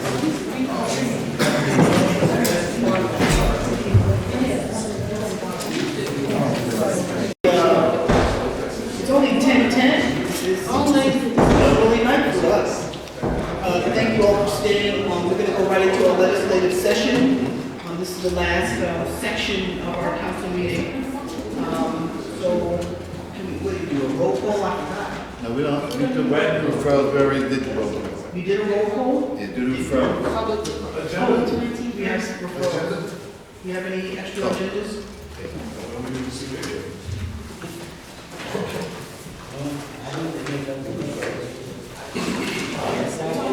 Legislation and Public Works? Thank you, Mr. President. Number 21 is called for, number 22 is called for, number 23 is held, number 36 is held, number 39, 49, 50, 51, 52 is all for information, and number 55 is called for. And that's what we have. Thank you, Councilman Wallace. Councilman Cole, Human Resources? I think it's done. The mic is done.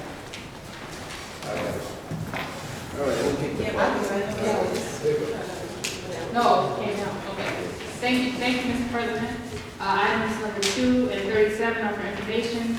Items 40, 41, 42, 43, and 44 are on the agenda. That completes my report. Thank you, Mr. President. Item number 1 is being called for. Item number 8 and number 9 are for information. Item number 33, 34, 35, and 45 are on tonight's agenda. Item number 47, 53, and 54 are for information. That completes my report. Thank you, Councilman. Finance and Planning? Thank you, Mr. President. Item number 5, 6, 7, 10, 11, 12, 13, 14 are all for information. Item number 15, 16, and 17 are on the agenda. Items number 18 and 19 are information. Item number 20 is on the agenda. Item number 24 and 25 are being called for. Item number 27 and 28 are for information. 29, 30, 31 are being called for.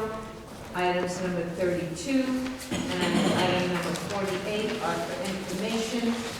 I do have, do we want to add on the resolution? Yes. It appears as number 2 number. I have one out. It's number 14. 14. That completes my report, Mr. President. Thank you. So to recap, we do have an add-on and on the agenda that is item number 14. Yes. Thank you. Councilman Wallace, did I hear you have an add-on as well? Yes, I do have an add-on. Oh, very nice. Thank you. Enumerated as number 15. Roll call? Roll call was already done. We Excellent. can go right into the legislation. Human Resources. Thank you, Mr. President. I have on number 1, an ordinance authorizing the mayor to enter into an agreement with the Monty Public Charter School. So moved. Second. Any question? Roll call. Councilwoman Russo, Aye. Councilwoman Copeland, Aye. Councilman Edwards, Aye. Councilman Wallace, Council President Griffin. Aye. I have an ordinance authorizing the mayor to enter into an agreement with West Ave Incorporated Peak Center. So moved. Second. Any question? Roll call. Councilwoman Russo, Aye. Councilwoman Copeland, Aye. Councilman Edwards, Aye. Councilman Wallace, Council President. What's that? Don't you? I'm sorry. Actually, I'm sorry. I'm sorry. She's absolutely right. I sit on the board for West Senate. I should have recused myself. You have to abstain. I should have abstained. I'm sorry. The vote isn't complete, so yes, you can change it. My contract, it doesn't matter. It's okay. That's for you, Councilman Edwards, right? Councilman Edwards. Yes. Okay, Councilman Wallace? Yes. Excuse me? Just for the record, I'm going aye, but just to let it be known that I did have dealings with Westcott, and now the contract is no longer in play or anything, so there is no conflict at this time. Okay, and this is West Hat, not West Hat. West Hat. This is West Hat, right, which I sit on the board. Yeah, so it was made that she knew it was one of us that had a conflict. Yours is West Hat, yeah. It was both of us at one time. Okay. Okay, Council President. Yes. I have an ordinance authorizing the mayor to enter into an agreement with Interactive Health LLC. So moved. Second? On the question, roll call. Councilwoman Puso. Aye. Councilwoman Copeland. Aye. Councilman Edwards. Aye. Councilman Wallace. Aye. Council President Griffin. Yes. I have an ordinance 4, an ordinance authorizing the mayor to enter into an agreement with Career Visions Limited. So moved. Second? On the question, roll call. Councilwoman Puso. Aye. Councilwoman Copeland. Aye. Councilman Edwards. Aye. Councilman Wallace. Aye. Council President Griffin. Yes. And finally, I have number 5, an ordinance amending ordinance number 4, adopted November 22nd, 2016, entitled "An Ordinance Requesting Permission to Create a Part-Time Position of Project Coordinator and Transfer Funds Within the Youth Bureau." So moved. Second? On the question, roll call. Councilwoman Puso. Aye. Councilwoman Copeland. Aye. Councilman Edwards. Aye. Councilman Wallace. Aye. Council President Griffin. Aye. Public safety and code. Thank you, Mr. President. Item number 9, item number 6 on today's agenda, an ordinance granting permission to 2 members of the police department to attend a training class. So moved. Second. On the question, roll call. Councilwoman Puso. Councilwoman Copeland. Aye. Councilman Edwards. Aye. Councilman Wallace. Aye. Council President Griffin. Aye. Item number 7, an ordinance amending ordinance number 8, adopted April 27, 2016, 1214, entitled "An Ordinance Authorizing the Mayor to Enter into an Agreement with Nexus Capital Logic Solutions Incorporated." So moved. Second. On the question, roll call. Councilwoman Puso. Aye. Councilwoman Copeland. Aye. Councilman Edwards. Aye. Councilman Wallace. Aye. Council President Griffin. Aye. Item number 8, an ordinance amending Chapter 256 of the Code of the City of Mount Vernon entitled "Vehicles and Traffic." So moved. Second. On the question, roll call. Councilwoman Puso. Aye. Councilwoman Copeland. Aye. Councilman Edwards. Aye. Councilman Wallace. Aye. Council President Griffin. Aye. Item number 9, an ordinance amending Chapter 227 of the Code of the City of Mount Vernon entitled "Streets and Sidewalks." So moved.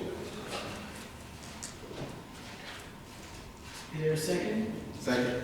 On the question, Isn't this, court counsel, I think I asked the last time, shouldn't it say, 1 year mark, right? I mean, item 9. the parking. I know it's supposed to be for 1 year. Is this the one? I don't think this was the one. Because the one that we looked at today, the original, From 2 to 6. well, we can amend it on the record and then tomorrow make sure we write Okay, it. thank you. Yeah. So are you saying this legislation needs to be amended to say 1 year? Well, if that's the will of the council, why don't he can just write it in the initiative right now, if that's the will of the Yeah, that's So we'll move your into the casket. We're from 6 months to a year. amended to, we did it. That's why I got lost. So are you just gonna make an amendment on the floor? Did you want to write it on the legislation? Did you want to trust the legal department to handle it? No, I'm not trusting the answer, that's All right. right. Very good. Do we roll call? It should definitely state that it's 1 year. Right, and I think Councilwoman Copeland is okay with the legal department making that adjustment. Or we can write it in. Write it up, let's write it right now. What was the start date of it? Well, no, because, we said 30 days before it started, right? Yeah. So, but it's December 17th. It should have, what's the date? July. I know. We have 30 days after starting, it was 30 days, it started, third week in November.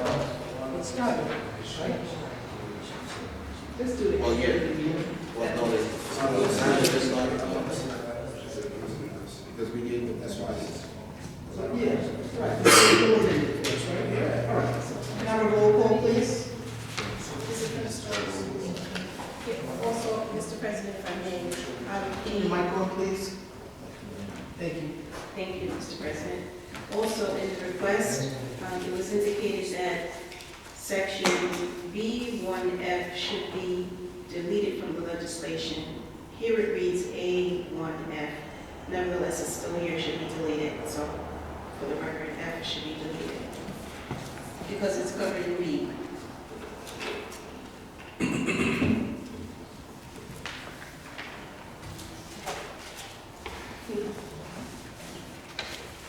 Oh, we okay? Okay, Councilwoman Puso. Aye. Councilwoman Copeland. Aye. Councilman Edwards. Aye. Councilman Wallace. Aye. Council President Clifford. Aye. Are we on finance and planning? Yes, we are. Thank you, Mr. President. I have an ordinance authorizing the mayor to execute an application for a correction to the year 2016 city tax bill and directing the controller to issue a refund. So moved. Second. On the question? Roll call. Councilwoman Puso. Aye. Councilwoman Copeland. Aye. Councilman Edwards. Aye. Councilman Wallace. Aye. Council President Clifford. Aye. I have an ordinance authorizing the Department of Assessment to retain Moore Appraisal Ltd. Company for small claims assessment review. So moved. Second. Councilwoman, could you turn your mic on, please? On the question? Roll call. Councilwoman Puso. Aye. Councilwoman Copeland. Aye. Councilman Edwards. Aye. Councilman Wallace. Aye. Council President Clifford. Aye. I have an ordinance authorizing the transfer of funds within the Department of Assessment. So moved. Second. On the question? Roll call. Councilwoman Puso. Aye. Councilwoman Copeland. Aye. Councilman Edwards. Aye. Councilman Wallace. Aye. Council President Clifford. Aye. I have an ordinance authorizing the Office of the Controller to enter into an agreement with PKF O'Connor Davies, who are the city auditors. So moved. Second. On the question? I just want to say that O'Connor Davies not only serves our city, but they serve the majority of the cities and the school districts and all of the public authorities in the county. They're one of the largest accounting firms in our county, and they have their own governmental group. I think they've served us very well over the last X many years. I'm not even sure how many years they've served us, but when it comes down to sound advice on our finances, O'Connor Davis has always been there. They are just as conservative as the controller is. She learned a lot of that stuff from them. It's very technical, handling city finances, and every year when we ask stuff from O'Connor Davies, they've delivered, and I believe they're one of the main reasons why we're such a sound financial city over the years. So it gives me, I'm delighted to have them continue as our city auditors. Thank you. Mr. President, one question. I'm glad you spoke out. I know we received a letter saying that auditors needed to be changed over periods of time. How do you feel as an accountant? Is that something that happens? I know they've been around for many, many years. And what's your feeling as an accountant and working for public, for private? So the only reason that I would change an accountant is if the accountant gave me bad service or I disagreed on the approach of the business, right? So even at the company that I work at, the CEO decided to change the accountant. We actually used O'Connor Davies, and they decided to go to a much bigger firm. And I thought that was a bad decision because O'Connor Davies gives you more personal service than a bigger company. So it's really the approach. It could be a disagreement with management. I don't understand why the mayor wants to change because he also hasn't suggested another firm that could replace O'Connor Davies. So it's nice to say the opportunity to run away from somebody, but I would have liked to have seen him to propose another accountant that has a track record of auditing municipalities for us to be able to even consider someone else. It's nice to leave, but where are you going? So I don't get it. I think they've served us very well. Our finances have been sound, and they work with the controller pretty well. They've never led me down the wrong path. Every time I've asked them questions, sometimes I didn't agree with their answers, but still it was a sound decision that they made. So I don't understand the mayor's basis for saying that we need to change. I don't think he has any. I think he just likes to cause a little bit of chaos and cause confusion. There's no reason for it. They've served us well. And they've served other communities well as well. Thank you for that question, though. Thank you. Did we vote? Nope. Roll call. Councilwoman Crusoe? Aye. Councilwoman Copeland? Aye. Councilman Edwards? Aye. Councilman Wallace? Aye. Council President Pessin? Yes. I have a municipal resolution for New York State Clean Water Grant funding. And let me just tell the public that's here a little bit about this. I sit on Westchester Municipal Officials as the vice president, and it comes to the attention of municipalities and officials that sit on boards. This is a formidable board of the county of Westchester that mayors and council people and supervisors of towns get information that come to us, and we try to provide resolutions that go to Albany to help us to try to get fundings. This particular resolution is that we have problems investments in clean water infrastructure and pure water bodies, purifying our drinking water, enhancing the community quality of life. So local communities and local municipalities can't take this challenge on alone. And we need clean water grants and low-interest financing to make this possible. So if you have the agenda and you want to read through it, the New York State Water Infrastructure Improvement Act of 2015 was established as part of the New York State budget and provides millions of dollars in grants.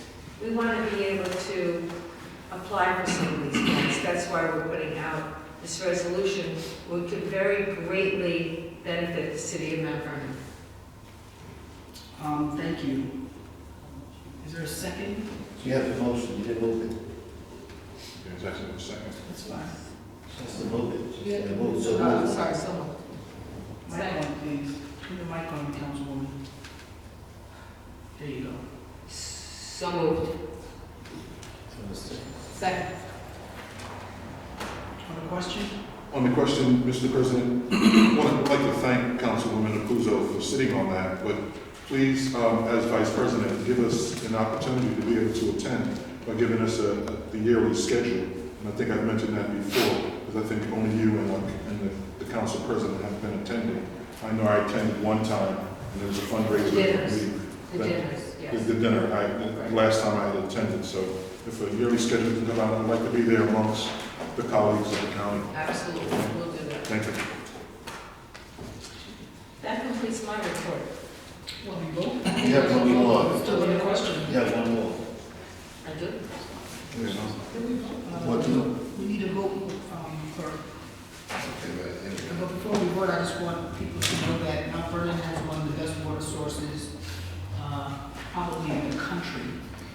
We tap off of New York City's water. New York City's water is pooled 100 miles upstate. Yonkers and Mount Vernon have a very special tap. Doing some of the research in the origination of Mount Vernon water, we just caught the opportunity. We actually sued, I believe, New York City to make sure that we can tap into the water line. So if you ever go by the reservoir, there's a little tiny building that looks very nondescript. And once you go inside there is a tap. And we pull right off of New York City water. It's really fascinating that we have such great water. We share it with Yonkers. So this will support that. I'll take a roll call. Councilwoman Puso. Aye. Councilwoman Copeland. Aye. Councilman Edwards. Aye. Councilman Wallace. Aye. Council President Griffin. Aye. Legislation and Public Works. Thank you, Mr. President.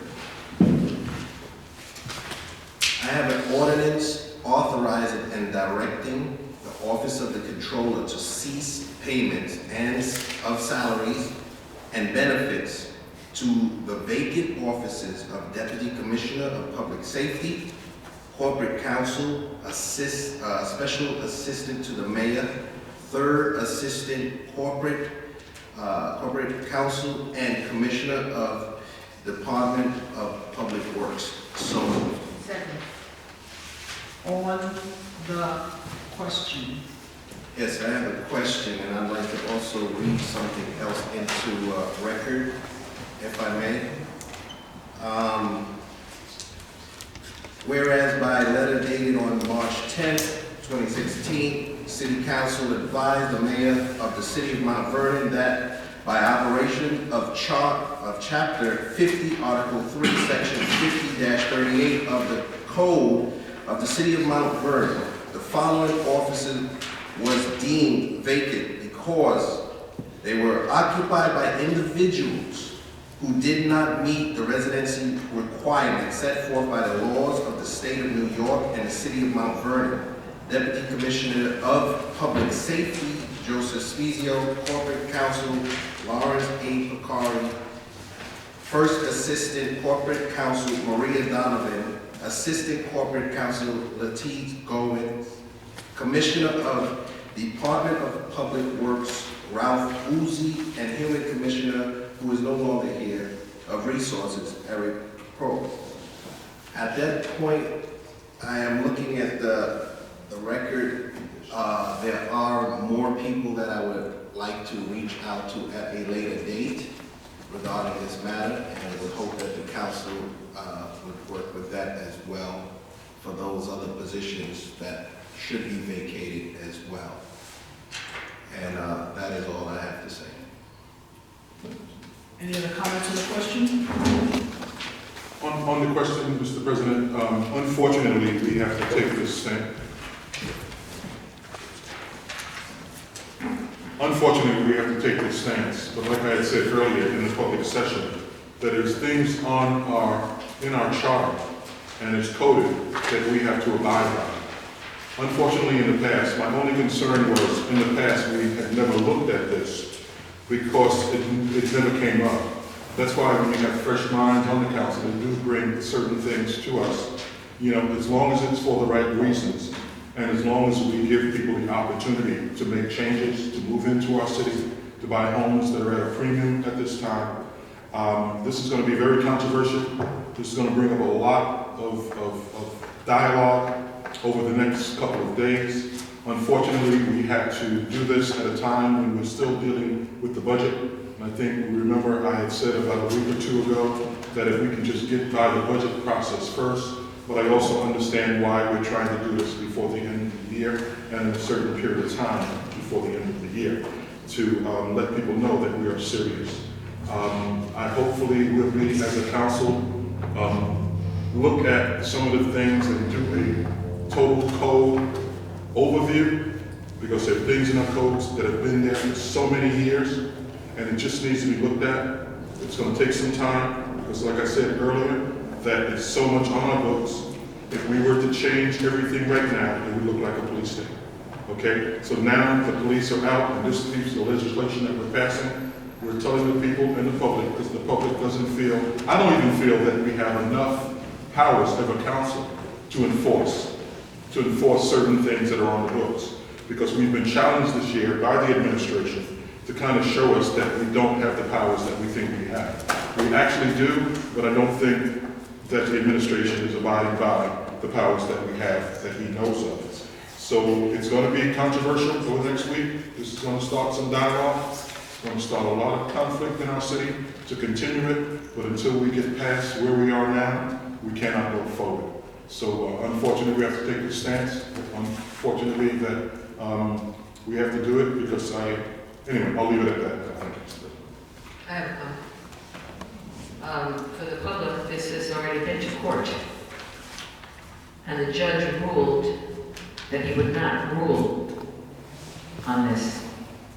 The judiciary, the judge said, you have asked this judiciary to rule on something that goes back to the municipality. And this goes back in March. And it was the order to the mayor to take care of this residency requirement. So he had not done that. And this is why we have to move forward with this. Just one more comment, Mr. President. I would like to compliment Nkechi Wachuku for putting such a powerful piece together.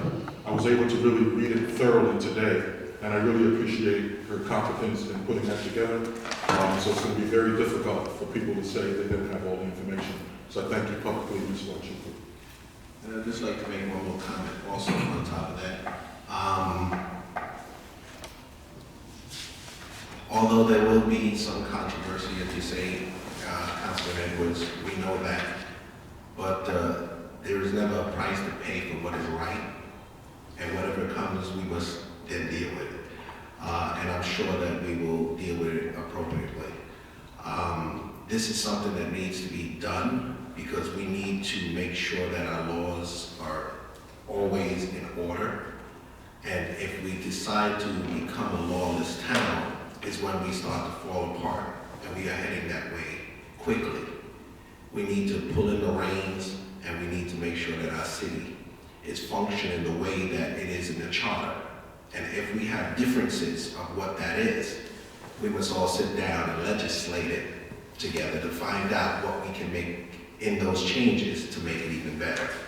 So that is the comment I have to make on top of that. Thank you. Thank you. I just want to say, this piece of legislation is going to have great consequences to the local government. Thank you, Councilman. Any other comments? We're following the charter, so it's not a happy day. It's not, it's unfortunate, and, you know, I spoke my piece last night, and I really, let's just move on. Clearly in the charter. Roll call. Councilwoman Puzo, Aye. Councilwoman Copeland, Aye. Councilman Edwards. Aye. Councilman Wallace. Aye. Council President Griffin. Aye. Are there any other matters that need to come before this council?